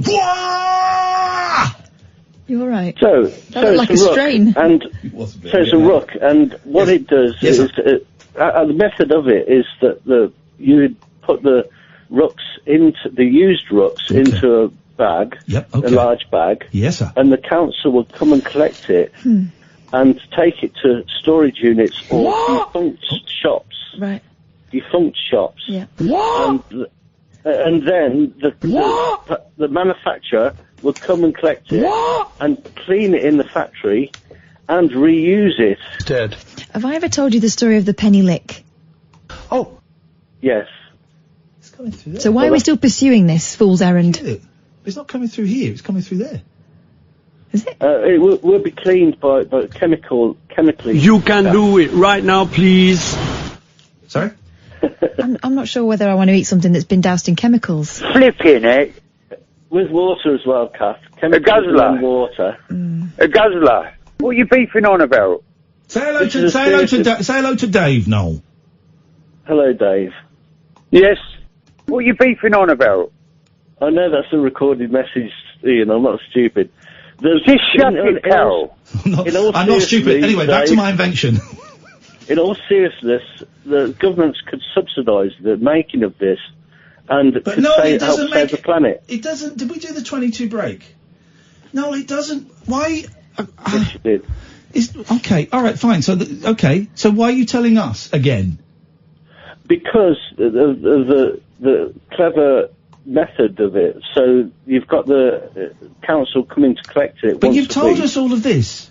No, I didn't mention about the council collecting it and taking it to storage units, and then the manufacturers cleaning it chemically and with water. This sounds like a very expensive process. No, the council can't afford to come and take our bins every week. How come they're going to come and take our disposable plates?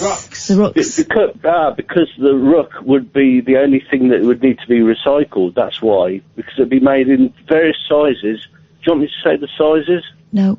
We'd get through them though, wouldn't we? Sorry? We'd get through them like nobody's business. Rock in a minute with this guy. Yeah, you would. Rock and shove it right up his jacksie. So they'd be You piled probably up. need 2 bags. 2 bags a week. Or even 3, who cares? The main thing is that councils won't have to recycle all of the things. It's a really slow process at the moment. I watched them doing it, putting it in the van. Okay. All right, no, thanks. Thanks. All All right, no, thanks for your call. Bye.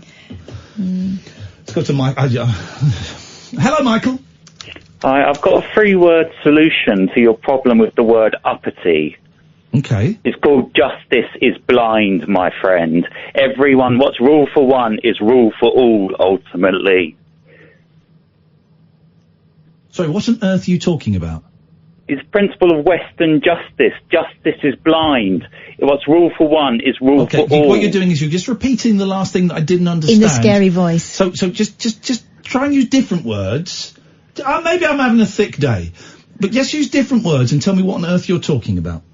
Okay, outside the Palace of Justice, we have like a woman with a blindfold on her eyes because justice is blind. It's the same rule for everyone, no matter what race you are. And what has that got to do with the word uppity? And try well, not to if get... that means if a black man can't call me uppity, then... Michael, try not to be so angry. Calm down for a second.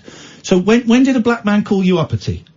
Well, in theory, hypothetically, black people now aren't allowed to call white people uppity because justice is blind, my friend. Yeah, okay, stop saying my friend, because that's really creepy, and you sound like the kind of person that I wouldn't want anywhere near any of my family, particularly the younger ones. You bastard, you real bastard, calling me a paedophile, live on air. Thank you very much, No, just a bad influence. Stop saying the swear words, please. Didn't call you a paedophile. Well, you said that you wouldn't want me around your younger ones. What exactly was that implying? I don't like angry people near my kids. That's what it's implying. I don't like very angry, racist people near my kids. That's what it was How am I implying. racist for asking for the same treatment for everyone? How is that racist? Please, could you just calm down, Michael? just calm down, mate. All right, we're having a conversation. You've come on with a chip on your shoulder, and I want to knock that chip off because you don't need it. Oh, you want to knock that chip off, do you? Justice is blind, my friend. What is rule for one is rule for all. Exactly. Ultimately, tough. Yes. Okay. Tough shit. Can you stop swearing, or are you too thick? Are you too thick to stop swearing? I've got a degree in maths, actually.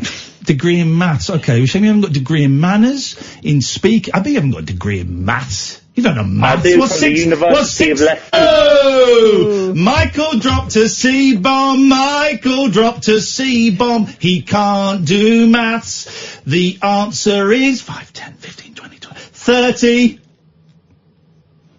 Not had a C-bomb for ages. There was we let the B word go through, 4 B words. I apologise for that. I was going to dump. I thought we could kind of turn it around a little bit. I should have dumped those 4 B words. So I apologise to anyone that was offended by that. I wanted you to hear, what was his name, Michael? I wanted you to hear Michael's anger and Michael's passion. I made a bad call there. Should have dumped those B words. Sincerely apologise. You know that we pushed the boundaries a bit with language, but I think we probably went over a line there. I did drop the C-bomb there. And here's the thing. Here's the thing. I wasn't calling him a paedophile. I don't like angry people around my children, and he was very, very angry. Don't want him anywhere near my family. Here's the thing. When people phone up and say, all right, I won't call black people this, but they've got to stop calling me that as well. Okay. Well, yeah, okay, fine. Okay, fine. The word uppity is gone, all right? It's gone. I've never seen a person of colour call a white person up. I've only ever seen the word used twice. Heard it. Once was in a play with my mate Alex Lowe where he played a racist, right? And the other time was when I heard Nick Ferrari talking about it the other day. That's it. That's the only time, right? So you're saying you wouldn't miss it? I wouldn't miss it. But also, I've never seen a person of colour. Could be wrong. Darren says, flipping heck, if Nigel phones in and sings Carrick Fergus, this show will have had everything. Nigel, please, we need you. Okay, fine. The rule works there, my friend. The rule works there. Slightly different because, of course, black people have had centuries of oppression and slavery, particularly from the West, particularly from Britain. I know we were one of the first to abolish slavery, but we were also one of the first to get into it. And so many of the institutions that we use now were financed by slavery. But, okay, fine. You can't say it to a person of colour. They can't say it to you. Fine. We're sorted. Next. Is everyone happy? Next. Also, the premise is right. Justice should be blind. We know sometimes in the past it hasn't been. My friend! But it should be. My friend! But what we're talking about is society. So I'm doing justice. Society at the moment is not fair. I'm sorry if the shuffle around offends you or makes you feel less in charge. And he called me a C-word because he couldn't do 6 times 5 despite having a degree from Leicester University, former Polytechnic. I think what he thought he was going to do is come on, spout his whatever that was. Racist bullshine. And that would be the end of it. And everyone would go, oh yeah, good point. How are you going to make a podcast out of this? Because this is all gold, man. It's all going in at this point. This is all gold. The thing there, I would be quite happy for someone with very little intelligence to phone up and say, all right, hang on a minute. If I can't call a black person uppity, they can't call me it, right? Fine. I mean, that's a dumb thing to ask because the answer is obviously yes, but I would be happy to have that conversation, right, and explain it. Because some people don't get all of this. Go, yeah, of course, that's fair enough. But it was the aggression, straight from the out. He thought he had something. Yeah. He does not want people like that. Do not want black people to have a freedom that we, the indigenous whites of this country, can't have. Excuse me. Yeah. I mean, we've had years. Dude, I'm guessing you're a white man. I'm a white man. We've had years of being the kingpin. Whether rightly or wrongly mainly, we've had years. Let's just even the playing field a little bit. That's it. If we get rid of a couple of words, who cares? Who cares? Are you upset? Becky's hex work. Are you upset that we can't say the P word anymore? Do you miss the P word? Do you miss the M word? I'm not going to miss uppity. And if the answer is yeah, because it's just words to me, It's because they've never been used as a weapon against you. So I suggest you check your Have you got any privilege. water out there, Sam? There's nothing out there. Right, Catherine, can you... This is Anthony. I'm here, but I'm just choking a little bit. So you talk to Anthony. Oh, Anthony, hello. Hello, Yaris. I'm all right, Anthony. What's going on with you? I rang up past couple of nights. So, I was wanting to talk to Ian about how he's done his detox. Of course you did. Thank you. First of all, though, I've got a mad thing to tell you, right? Have you ever heard of the Darwin Awards? Yes. There's one here, right, called Drinky Poo, right? A bloke called Michael Warner of Texas died after a sherry enema. A what enema? Sherry? A sherry enema. Wow. He couldn't drink alcohol anymore, so he used to get his wife to put it up his end. Why couldn't he drink it anymore? I got out as let us because it look. People, there is a thing. Yeah, where you burn the inside of your throat. No, where people would freeze like vodka lollipops and shove them up your bumhole because the skin on the inside of your anus is very thin. Yeah, it's the thinnest. Surely you get freezer burn. Well, it's the thinnest skin on the body, so it absorbs stuff. Absorbs alcohol and cocaine chemicals very, very quickly. Very quickly. So they would put like frozen vodka ice lollies up their bum and just get off their face within seconds. Well, you get certain meds that can up there, you know what I mean? Yeah, the French are obsessed with it. Honestly, my sister went to the on the French exchange and she had a cold or something. She went to get a decongestant. It was a pellet. They do love it. They do love that, Yeah, don't partial. they? Yeah, dirty French. What about that? Anyway, Anthony, what would you like to know, sir? What it is, I've done residential rehab twice, right? Thank you very much. I've been stuck in the addiction circle for way too long. It started recreational raves, moved on to hard drugs. I've been in residential twice and succeeded twice, but the problem was both times I went, I got into a codependent relationship with a lass, which isn't allowed. So when we got to the end of our 6-month residential, we're meant to go into re-entry, which is like a halfway house, and my man Dad let us go and stop at their house instead, and just follow the rules. Just follow their suggestions. That's the thing. I've run out of funding now, and I go to 12 steps, right. And I go to Narcotics Anonymous. What are you taking now? Just methadone. Okay. And now and then I'll have temazepam for sleep. Okay. But very, very, very rarely. Well, stop taking temazepam and speak to your doctor about reducing your dosage. Coming off of methadone is a very long and slow process and should be done under medical supervision. Yeah, I definitely. That's why I was wanting to do in the residential again, because doing it outside, it's just too easy to walk around the corner, and you didn't really need money. I can just get it on tick, you know what I mean? I don't know what to say, Anthony, because you have the solution. You have the solution in the palm of your hand. I have you. I'm my own trigger as well.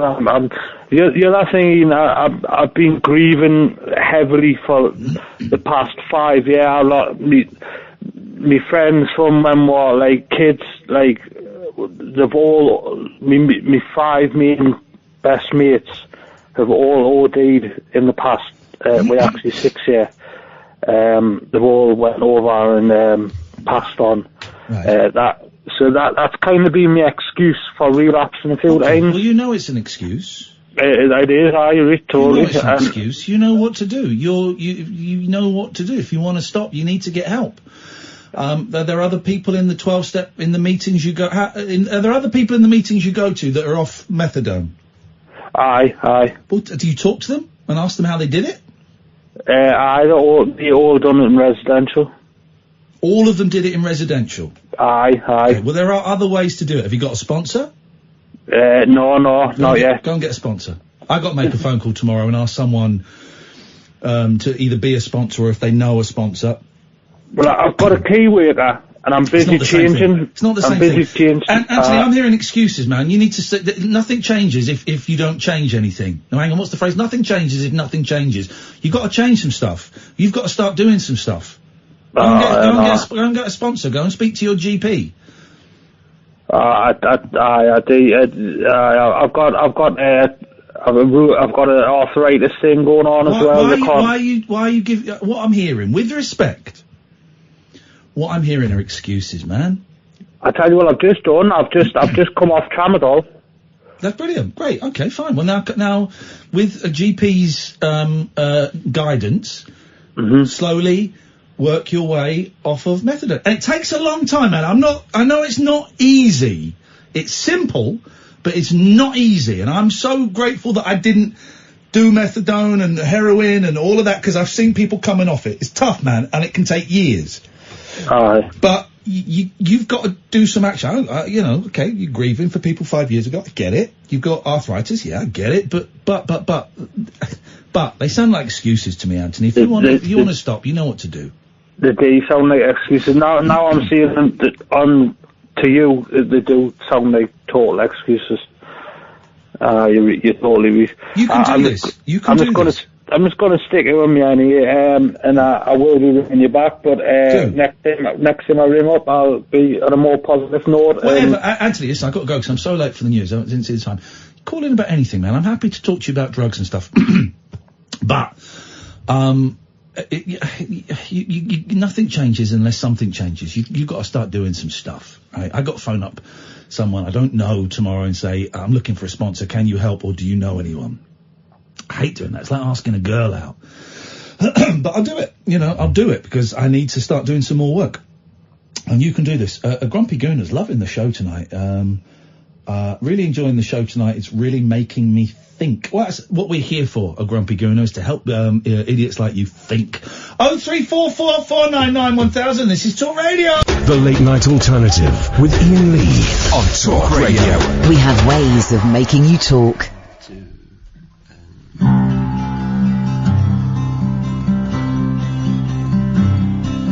Time lives our lives with us, walks side by side with us.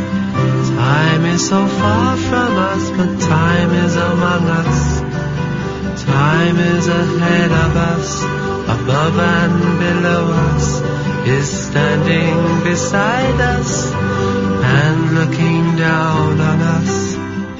When we were young and our bodies were strong, we thought we'd sail into sunsets when our time came along.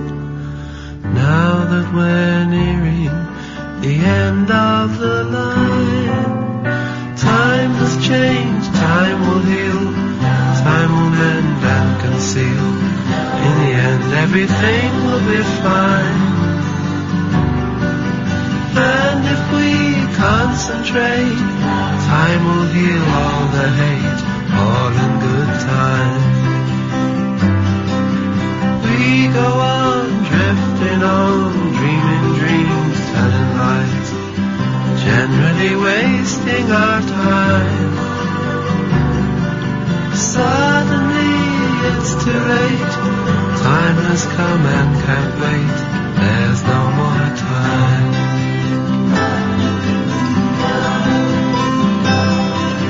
We go on, drifting on, dreaming dreams, telling lies, generally wasting our time.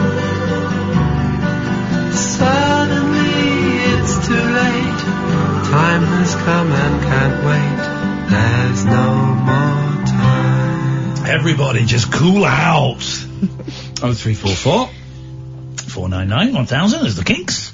There's the King. Another one from the Kinks. Number, him like a bullet. Him with a bullet. It's the Kinks. Number 62 in the hit parade. All the way up from last week. It was at number 89. This week it's him with a bullet. Number 15. Number top 10 hit. The Kinks. And the newest one from the Kinks. Those four crazy guys from Liverpool, Manchester, and England. Those guys and the Kinks will be joining us next week live via the telephone line. It's coming up next. We got a new one. It's a new one, and it's from 4 crazy guys. You're gonna like this. All the way from the Mersey beat, it's the Kinks. Live. They'll be joining us next week, number 62 in the Bullet. It's the Kinks. I could have been an American DJ in the 60s. If you'd been American and around in the 60s. DJ. Yeah. Yeah. Is there Lots of racists offended tonight. Aren't they? It's only words, guys. God, I can't say anything. It's only words. Can't say anything. And words are all I have. What can I say? To belittle people of colour. You're right. You can't say anything.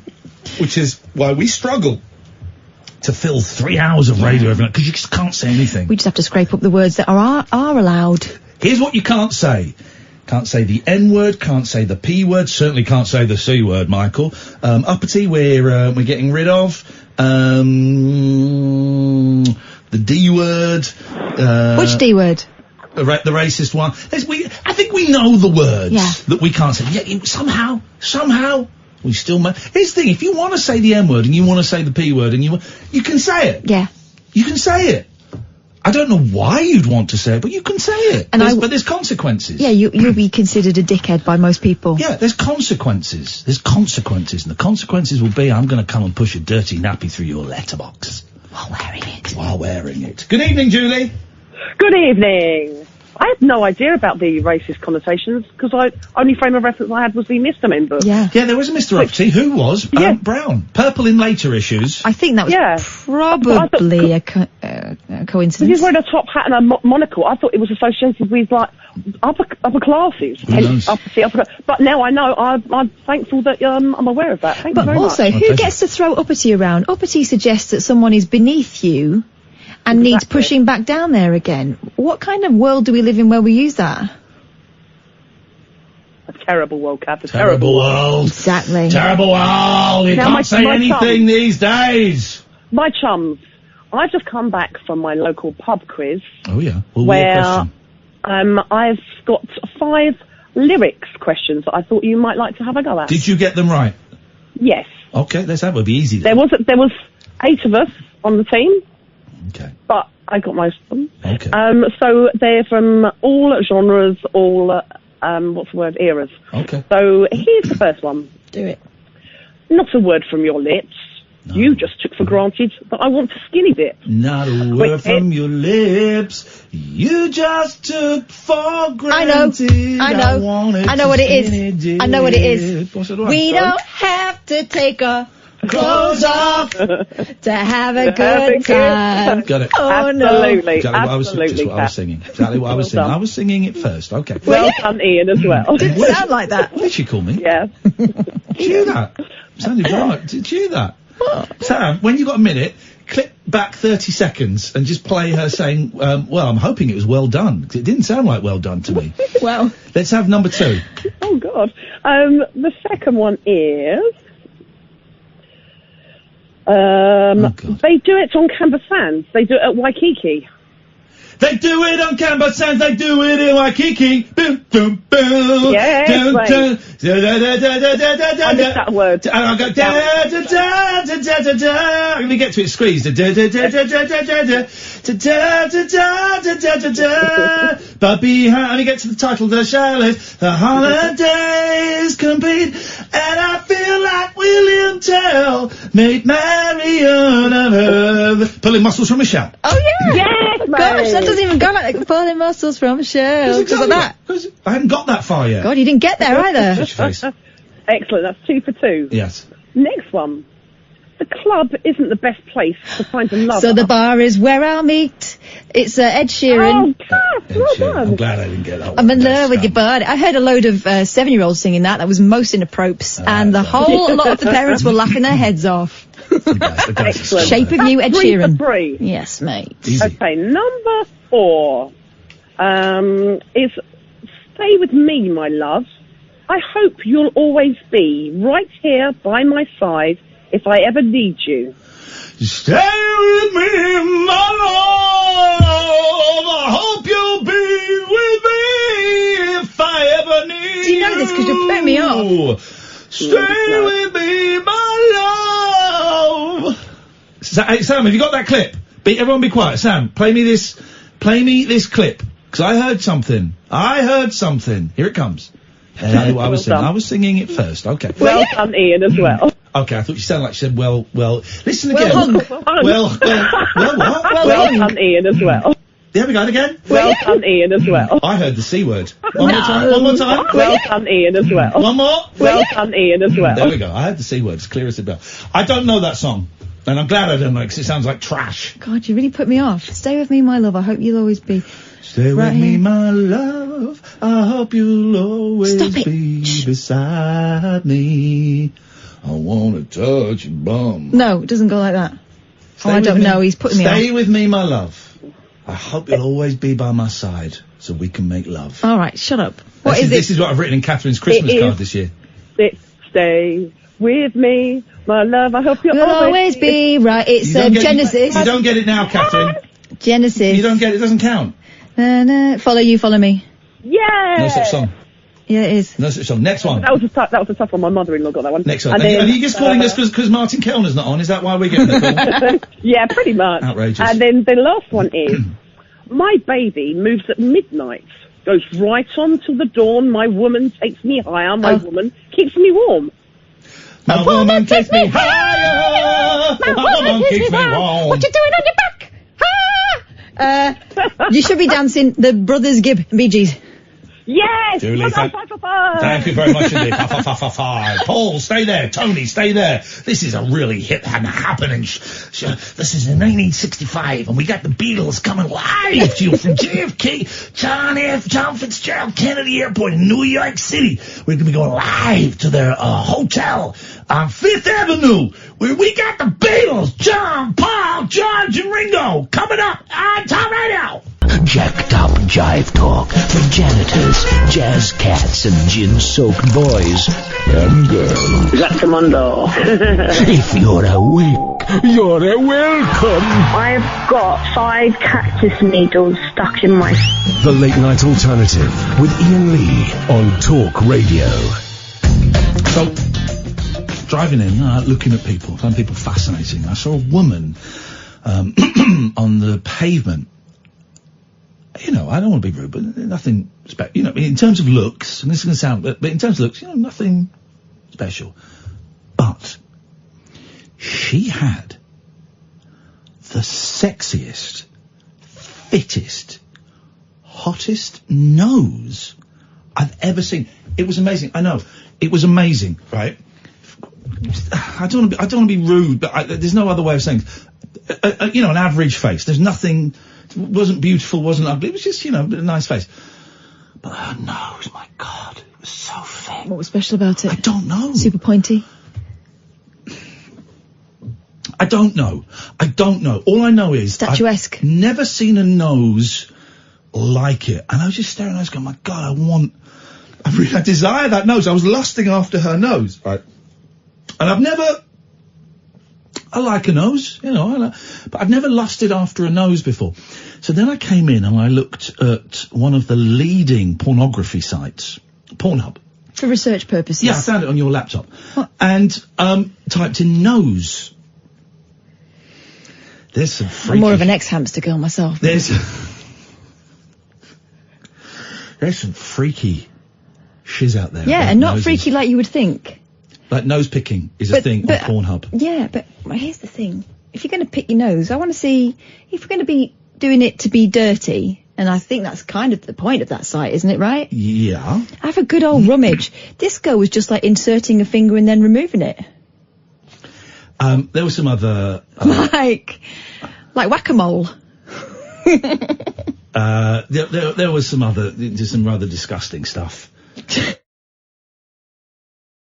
So noses are things. I've joined an elite crew of connoisseurs. Perverts. No. Connoisseurs. Deviants. Connoisseurs who like the nose. So if you want to, I like the nose. That's all I'm going to say. Well, the lucky thing about that is everyone's got one. Well, not everybody has, actually, so you've embarrassed yourself. I said generally. Okay, well, that's Careful incorrect. with my words, they're my tools, my weapons. Incorrect. Let's go to Tony. Good evening, Tony. What are you talking about? You just said noses and things. Tony, I tell you what, why don't you take whatever it is in your mouth out and speak clearly into the phone, because all I heard was... Can you hear me? Not really, no. Okay. Can you hear me now? A bit better. It's very muffled. Is it? Huh? Okay, bear with. Come back to me in a second then. Please? Well, what are you doing? Oh. Okay, we'll come back. Let's go. Oh, jeez. Hello, Paul. Hello, how are you both? Nice to hear you tonight. To hear you, nice. Right, let's have a sing-off. Go on, then. Come on, then. Okay. James Brown. I feel good. I knew that I would now. I feel good. Feel so good. So good. Oh. So good. Oh. I got you. Boom, boom, boom, boom. There we go. Your turn. Come on, bring it on. Okay. Coming up next, it's the Beatles. Well, shake it up, baby, now. Now, come on, baby. Shake it, twist and shout. Twist and shout. Come on, come on, come on, come on, baby, now. Come on, baby. You wanna make me wanna twist and shout.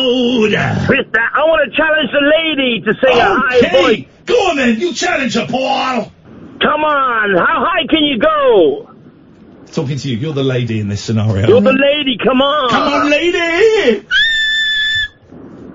You make me feel brand new. Oh, God, bless me with... Okay, Paul. How about I this want one, it, this Paul. one? This one. Yeah, man. This one.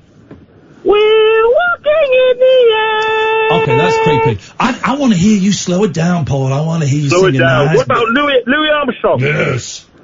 The colours of the rainbow are so pretty in the skies. You sound like, also on the faces of people going by. Right, pretend you're Rocky. Rocky. Right, I'm your manager. Right. You could have been a contender, Rocky. Okay. Okay. I mean, that was weird. Yeah. But it filled in the time that It we was- needed for... It was well-intentioned weird. It was good. Very entertaining. Yes, Tony.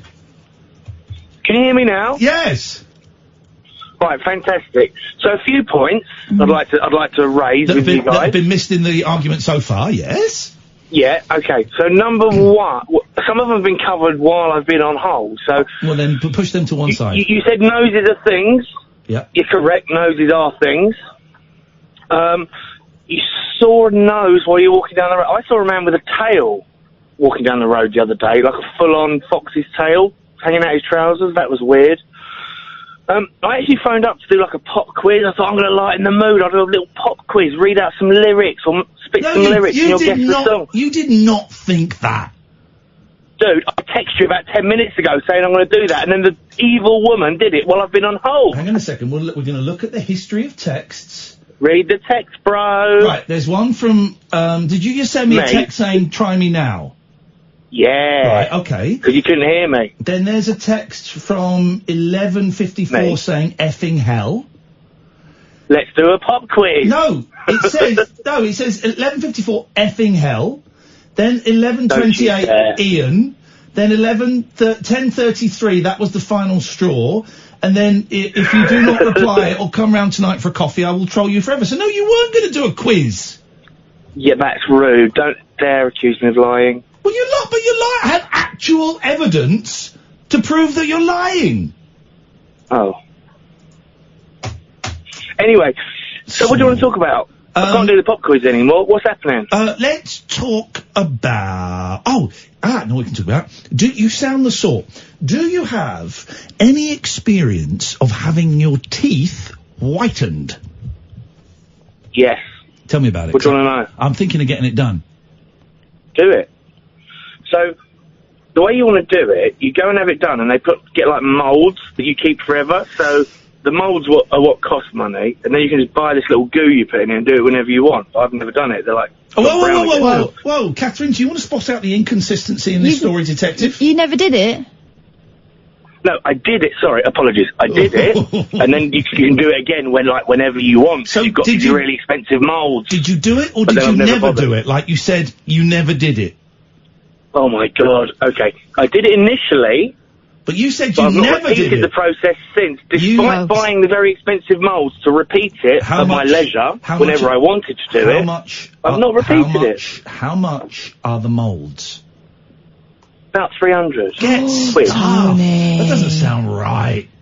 300 of your earth pounds. That doesn't sound right. That doesn't sound Yeah. right. No, that doesn't sound right. We get it done by I'll send you a photo, mate. Of your teeth? No, thanks. No, not of my teeth. Of what? A dentist? I know what a dentist looks like. Oh, I don't know. I'll send you a photo of whatever you want, to be honest. Okay, thanks very much for your call, Tony. 03444991000 is the telephone number. Which brings us back to our initial comments about boundaries. I would like to get my teeth whitened because they're yellow. They're not that bad. What am I supposed to say? No, they are. They are my teeth. Oh, I hate my teeth. I've got a real problem with my teeth, the way they look, and it's disgusting. And it's really achy. You know, I had my wisdom tooth taken out. It's like really aching today. I think it's a phantom tooth. Got a phantom tooth. A bit still coming out. There is a little bit still coming out, yeah. There's been a bit coming out for about the last 3 months. So we talked about teeth whitening. These are my notes, right? Twitter, done that. 200 gay protests, done that. Sexy nose, done that. Teeth whitened, done that. Sorted. Sorted. Do you want to do bum sunning? Yeah, let's do bum sunning. Is this actually a thing? Woman claims her bizarre bum sunning ritual is a key to better sleep and boosts energy, but doctors have warned against it. Yeah, I mean, you didn't want to stumble. I do that, whatever, it's fine. Megan, you seen this picture, Sam, bum sunning? It's incredible. It's exactly what you think it is. Megan from California went viral after posting a picture of herself on Instagram, practicing what she described as perineum sunning. Okay. Taint. Getting some sun to her taint. Shows her lying on her back naked whilst holding her feet with her legs in the air and her butt facing the sun at Joshua Tree National Park in California. Oh, that's a protest against the U2. The self-proclaimed healer, who goes by Metaphysical Megan on social media, said it was part of her daily rising routine and that she's even ditched her morning coffee for the practice, probably just as well. This is a recording of her suntanning her ass. Megan claimed that just 30 seconds of sun on her perineum, which is the area between your anus and your vulva, ladies. Okay. Or between your bum and your balls, gents. What's your car got to do with it? Was the equivalent to spending a day in the sun fully clothed. 30 seconds. So, describe how she does it. She lays on her back. Holding her feet, legs in the air. Legs akimbo. So she pulls her legs back and her ass cheeks wide open. Supposing the snake gets up there. Imagine. Supposing a hiker... A rattler. Supposing the naked hiker comes... Oh, just end that sentence there. But then he trips over and falls inside her. In her post on October 21st, she explained that this was an ancient Taoist practice that's been around for a while. No specifics. She said that in the 3 weeks she'd been trying it out, she'd noticed she had surges of energy almost immediately. Does it work if you get someone to shine a torch on your ass? Because, Kath, I'm up for giving that a go. Right now. Put a flashlight up my bum. I think you need the rays, man. Okay. Megan also suggested she had better sleep, better connection to her sexual energy and control of my life force. Oh, man. She also added she had more creativity flowing through her life and it attracted her soul tribe, or people who are on the same wavelength as her. Soul tribe. Megan added, "This is truly more energizing than slamming cups of coffee and is a great alternative to consuming neurotoxic coffee and caffeine that can disrupt your adrenal gland health." In another post on November 12th, she responded to comments she'd received about the practice since her initial post. She wrote, "Perineum sunning is an ancient Taoist practice that originated in the Far East. In Taoism, the perineum, or Hui Yin, is called the gate of life and death. The big yin. That's the Billy Hui Connolly. Yin. Hui Yin. Oh, the Hui Yin. You got the big Hui Yin. You got the big yin and you The got the little Hui yin. Yin. Okay, all right, fine. This is a gateway where energy enters and exits the body. Oh. In this caption, she also claimed that it strengthens the organs, aids in healthy libido, and regulates the circadian rhythm and promotes deeper sleep. We don't know that it doesn't, though. And you're giggling. And I was giggling. 30 seconds, Legs Akimbo is not going to do all this. I've tried. She had, admittedly not in the sun, she added, my experience with perineum sunning has been profound. You should do, like a classic page 3 calendar where, like, you're pushing your boobs up. You should do that.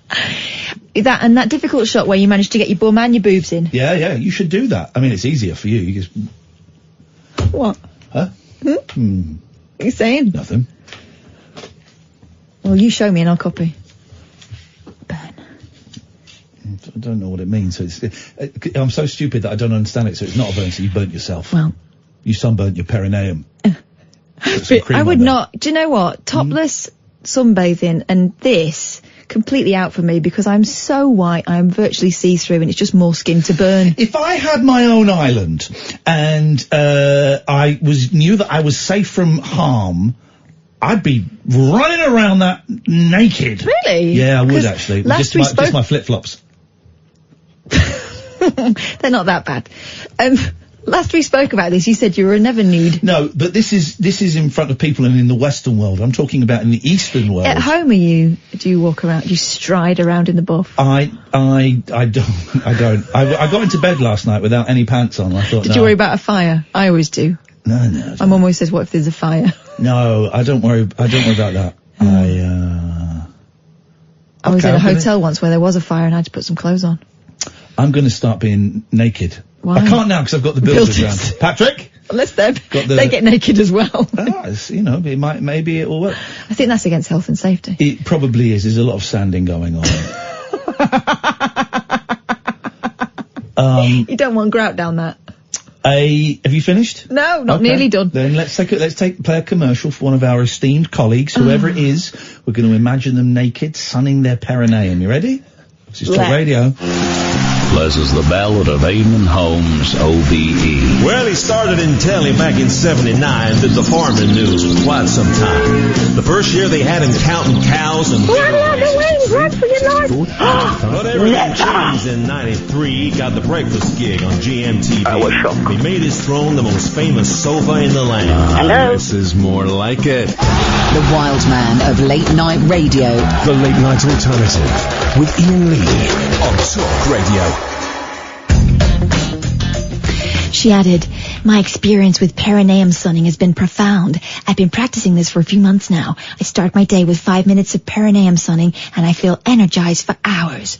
Cue pictures, slightly pervy pictures, one of which where she's doing tree pose and she's managed to angle the sun between her legs. Maybe she trapped it in there. Yeah. I no longer rely... Maybe a chakra's dropped out. Oh my God. Possible. You can pass your chakra. I no longer rely on coffee for energy to start my day because I'm getting my energy from the sun.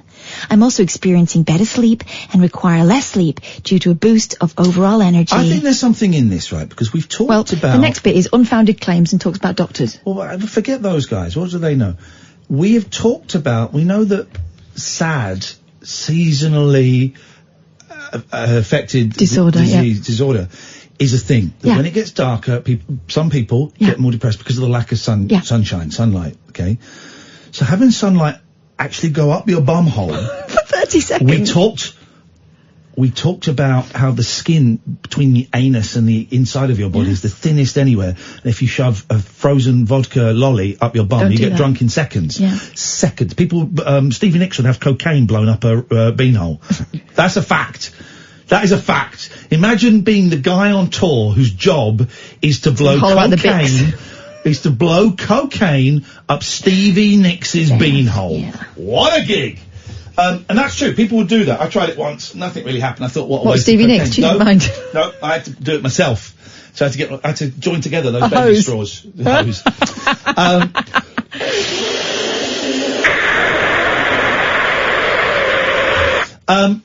So, why are you talking about, why is Steve Nicks's beanhole, cocaine blowing up there, working there? Skin is thin. Skin is thin. You want to get some factor 50 on that bad boy. So, you know that sunshine on your face, sunshine on a rainy day makes my soul trip good for away. your vitamin D. It's good for you, right? Yeah. So, surely, opening your back passage and letting the sun shine in, to quote Hair, the musical Hair, which I'm a big fan of, and so are you, that actually probably is something in that. 30 seconds of sun up your sphincter is not going to make you a better person. It's like, alright, the sun in your face is like slow cooking lamb. Sun up your bum is like putting in a ready meal in the microwave. Ding! It's done. It's done. There we go. I would recommend this to anyone who's seeking optimal health and wellness, and to those looking to connect with their sexual energy in a balanced way. The main advice I have that this practice is meant to be done in the time of 30 seconds to 5 minutes max in the sun. She concludes the intention is not to tan your butthole, and worryingly added that sunscreen is not required. But experts warn her claims are unfounded and in fact could increase your risk of skin cancer on your beanhole. Dr. Diana Gall from Doctor For You told Insider, there is no evidence that sunbathing in this way has any effect on physical well-being. Sunbathing this way. The sun shining. Let the sun shine in your beanhole. Your beanhole. Shamir Patel, founder of Chemist For You, said that while the healer is only promoting 30 seconds of irregular sun exposure, a sustained period of doing so could lead to long-term sun damage. You get a wrinkly orifice. He added that you know when you see like an old lady that lives in Spain and smokes fags, you know the state of her mouth? Yeah. Well, that's what would happen to your bumhole. He added that while vitamin No one D wants is to kiss essential for healthy bones, teeth and muscles, there are easier ways, such as going for a walk in the sun or taking a supplement. These doctors, though, they don't know everything, and we're discovering now, actually, that conventional medicine is way behind the curve of our Indian forefathers and the technology that we brought with us from Mars. 0344, you finished now, please? I think so, yeah. A Florida man ended up on the wrong side of the law after he was caught performing a lewd act with a stuffed animal. Be careful. 19-year-old Sean Johnson, just a baby really, allegedly took a stuffed toy horse from a shelf in a store and made his way to the bedding area where he used the animal to masturbate. Mazda. The guy, hey, I saw a guy making love to his car the other day. Yeah, he was masturbating. I saw a guy, in New York, making love to his car. He was masturbating. The incident, which was watched by employees on CCTV, they watched it, showed the young man complete the act before leaving the horse in a bag on a bed and quickly exiting the building. Cast aside. The police report filed said that Johnson had selected a brown, tan and red stuffed horse from the clearance shelf in the garden department. Need the detail. He then pulled out his genital, which was in an aroused state. His genital. And proceeded to hump the stuffed animal until he achieved an orgasm. Johnson was arrested shortly after the event and in a written statement admitted that he had committed a horrible act. I did unmentionables to a stuffed animal, he wrote. I need to think before what I do. I'm extremely sorry. Wow. Getting a little bit horny, the show, so we're just going to tone it down a bit. Play some adverts.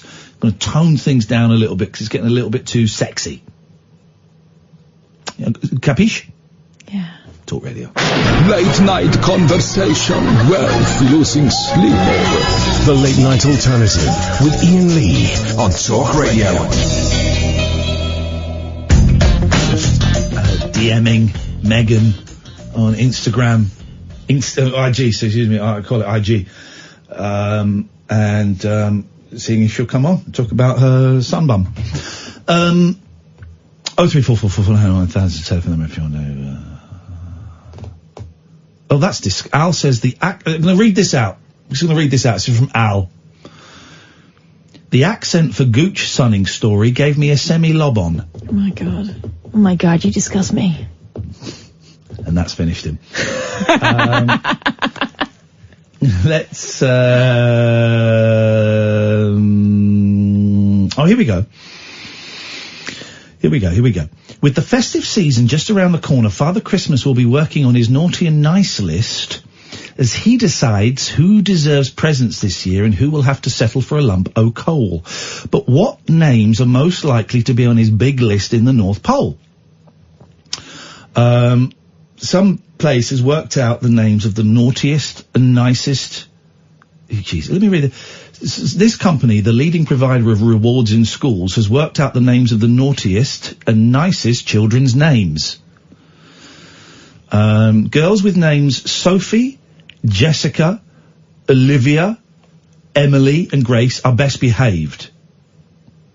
While boys Jack, Joshua, Harry, Oliver and Charlie can definitely expect a visit from Rudolph and his friends. However, Alexandra's, Esther's, Faith's, Lydia's, Nicole's, Logan's, Harrison's, Liam's, Jacob's, makes me think of testicles. Yeah. And Leo's might not be so lucky as they're all firmly on the naughty names list. This is interesting. This is, numerology taken to the nth degree. Is it? Is that where they've pulled this from? So here's the naughty girls. Mm-hmm. Alexandra. Esther. Faith. Lydia. Nicole. Papa. Tia. Summer. Libby. Amy spelt like Amy Mann. I know a story about Amy Mann. Imogen. Naughty boys' names. I was just reading out names. Yeah, it means nothing. All right. What do you mean it means nothing? This is science. That's nice balls, that. All right. I mean, your naughtiness is not determined by your name. Well, why? Well, you don't know that for sure.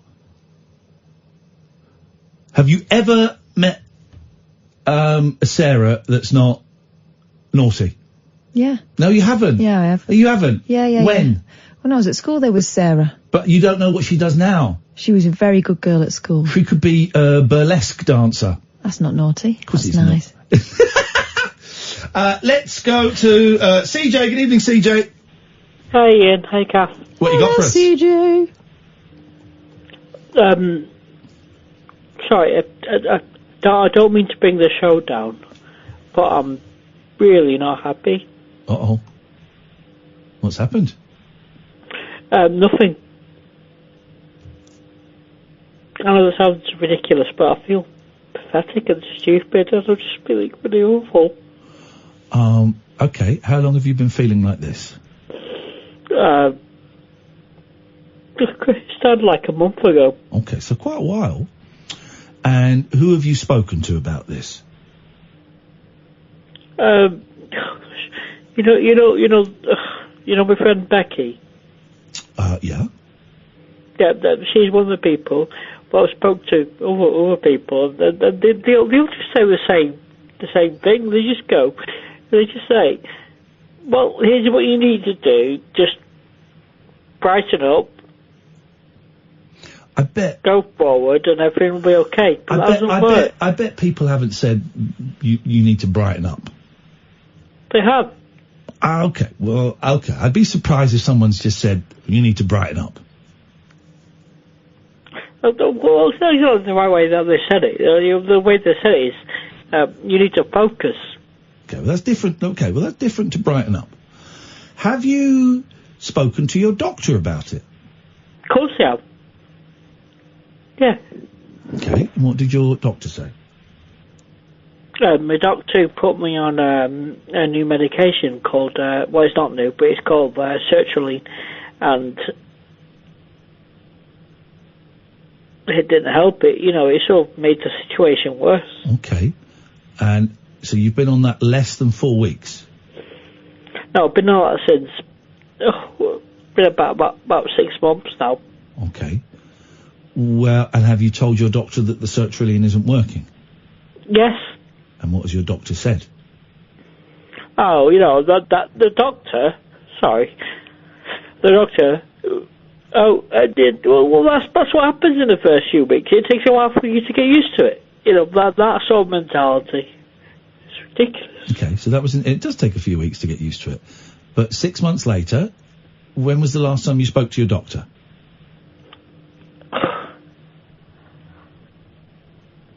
Sorry, Ian. I need to quite. I have an issue of trying to remember this thing. Was it 3 months ago? It was just before Halloween. Okay, and you told him that it wasn't working? Yeah. Right, and what did he say? I missed. They wanted me to come back for an appointment, and because I missed another appointment, they rang me up saying, "Oh, I'm sorry, we can't give you any more appointments because you missed 3 appointments." So, why did you miss 3 appointments? 3's quite a lot. I don't want to go out because I don't want to go out the door. Because if I go out the door, it's horrible. I'm sorry. You've got nothing to be sorry for. You don't need to apologise to me. Well, I do because I was one of these people. You don't need to apologise to me. You don't need to. It's done. It's gone. Okay, so what are you going to do? I've tried ringing the doctors back up, and I don't know. I don't know. I really don't know. No, you don't. I know. I get it. I get it, man. It's tough. I used to do speed. I used to do speedballs. I don't know if you're aware of speedballs. I'm aware of speedballs. Yes, man. Yeah. I used to do coke. I used to do all of it. And why are you telling me about your? Why are you telling me about drugs? I'm sorry. What's that? But why? That came out of nowhere. Why are you telling me that you used to do speedballs? What's that got to do with anything? What's that got to do with the price of cheese? I don't know. Well, why you mentioned it for a reason? Why? What is the reason that you're telling me? CJ, what's your language? What's your language? I don't want people. I'm so sorry. Yeah. I don't want people looking at me thinking, "Oh my God, he did that." What? No wonder he's a lunatic. Who cares what other people know more about it? People didn't know you did speedballs until you just told them that you did speedballs. Oh no, everyone knew I did speedballs. No, not everyone did, CJ, because I didn't know. But who cares? Who cares? Loads of people have got drug history. Who cares? It's irrelevant. You need to speak to your doctor. You need to get an appointment, and you need to beg them for an appointment, and you need to apologise profusely for letting them down, and you have to do a little contract with yourself and with me and with them that when you get another appointment, and you will do, that you turn up for it. I'm really sorry I brought your show down. You don't need to apologise to me. So you need to do. Okay, well, because your show is all about fun and enjoyment. It's not. And I've come along and I've gone, CJ. what a load, let's build to depressed. You know what? I want to jump off a bridge. It's all stupid and ridiculous. CJ, you're talking rubbish. You're talking absolute rubbish now. You're talking absolute rubbish. It's not you that's talking. It's your head that's talking. Your head is lying to you at the moment, right? What I need from you is I need a promise. I need a promise from you, right? Are you up to making me a promise? Yeah. Really simple promise, but it's not easy. It's simple, but it's not easy. Yeah. Do not kill yourself in the next 24 hours. Well, that's the thing as well. I say I feel suicidal, and guess what people will say? They go, "Oh, he's just attention seeking." No, but, CJ, I don't care what other people say. I'm not other people. I do not. I want you to. There's 100 people listening right now. They're going, "Oh, he's just attention seeking." CJ, that's all they're doing. CJ, I can't talk to you if you're going to be worrying about what other people are saying, because I don't give a stuff about other people. I'm talking to you, and that's it. I need you to promise me that you're not going to kill yourself within the next 24 hours. That's it. That's all I need. But I need you to promise it. Of course I'm not. Beautiful. Fine. Well, I will speak to you in 24 hours, yeah? Yeah. That's the second thing. I need a second promise that you'll call me in 23 and a half hours. Okay. And have you know, I'm a big fan, that this show, I think you were part of it, this show just raised £3,000 for the Samaritans. I know. Did you buy the book? What? You didn't buy a book? Piece of trash. I'll send you a book. I got a couple of copies. I'll send you a book as a gift because it's good. You'd like it. It'd make you laugh. I would really like sorry, you. I'm really sorry. Please don't say really sorry. Please say one more swear word and I've got to let you go, man, because them's the rules, okay? One more and I've got to let you go, alright? Okay? Cause I'm worthless. Okay, well, you're not. I need you to put the phone down now, and I need you to call the Samaritans now. It's a good idea. It's a great idea. It's the best idea. And you can swear as much as you want to those guys. I mean, don't be abusive, and I know you won't. But it doesn't matter if you drop the F-bomb or even a C-bomb. You can even say uppity if you really, really wanted to, if it would make you feel better. All you need to do is get through the next 24 hours. You need to get through the next 30 minutes, get to bed. Are you still sober? No. Okay. How long have you not been sober for? The first day today has been the first day I've been drunk in a while, basically, for a while. Okie dokie. Well, and how did you get sober before? Did you go to meetings? I just stopped. Okay. I mean, I don't know. I feel like I'm repeating the same old script, but meetings would really help. Of course they are. Right. But when you go to these meetings and this, God will help you. God's not going to help you. No, it's not what they say. God gives cancer to kids. No, CJ, I've got, the show is ending. No. You're talking bollocks. That's not what they say. They do not say God will help you. I know, but that's why CJ, shut up! Listen, this is important. This is your life we're talking about. I've got literally minutes, and you're talking nonsense, right? I really recommend you go to a meeting, you ignore the God stuff. Ignore it. Ignore it. It's irrelevant. It's irrelevant. It's irrelevant. Put your fingers in your ears when they say the word God. It's irrelevant. Yeah. Yep. So here's what I would like you to do. I'd like you to put the phone down now, call the Samaritans. Yep. I'd like you to find a meeting an AA meeting in your area and go to it tomorrow and put your fingers in your ears when they say God and go la la la la la, because the God bit is irrelevant at this precise moment in time. And I would like you to call me any time between 10 and 1 tonight. Yeah. Okay, I'll try that. No.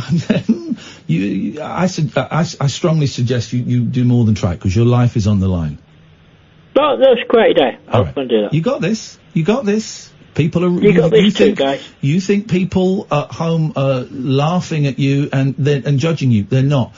They are. Of course they are. No. CJ, everyone's judging me. CJ, shut up, because I know more about this than you do. There'll be some people judging you. Who cares about those arseholes? Most people. I do. Well, don't. Most people. I can't help it. Most people will be cheering you on. Imagine that. Imagine. There are thousands of people. I don't like that. Imagine there are thousands of people right now cheering you on and wishing you success. Imagine. Because that's what's happening. I know Harrison is, and I know Pete is, and I know Roger and Ollie are, and I know me and Kath are, and I know Sam is. Thousands of people cheering you on. Cheering you on. I did that for you as well, not because of what I did tell them, not because I wanted a response from it, because sort of. Phone up the. Okay, he's gone. There we go. Everyone's on their little journey, and I can see the messages of support coming in. And it's hard when one is that low to feel anything other than a hairy piece of trash. The Samaritan's number. Thank you, Catherine. I overlooked that. You're absolutely spot on. Go on. 116 123. 116 123. They will listen. They cannot put the phone down on you. You don't have to tell them your name. Just say it out loud to someone. Dan in Chester is loving the show. Thank you very much. Dan, appreciate your kind words there. People are cheering him on. Of course they are. I'm not a psychiatrist. All I can do is share my experience, and we've built a place where people like CJ feel they can come and share stuff. Never have to apologise. I'm honoured that people choose us as their port of call when they're in that much pain. If anybody is listening who is struggling with life, talk to someone, talk to your doctor, talk to the Samaritans, talk to your priest, talk to your mum, talk to your sister, your lover, whoever, right? Just talk to someone. That will instantly help you a little bit. A little bit. Some show tonight. Thank you to all the callers. Thank you very much, Sam. Thank you, Catherine. We're back tonight at 10. Stay tuned, though. Daryl's coming up. This is Talk Radio. This is Talk Radio.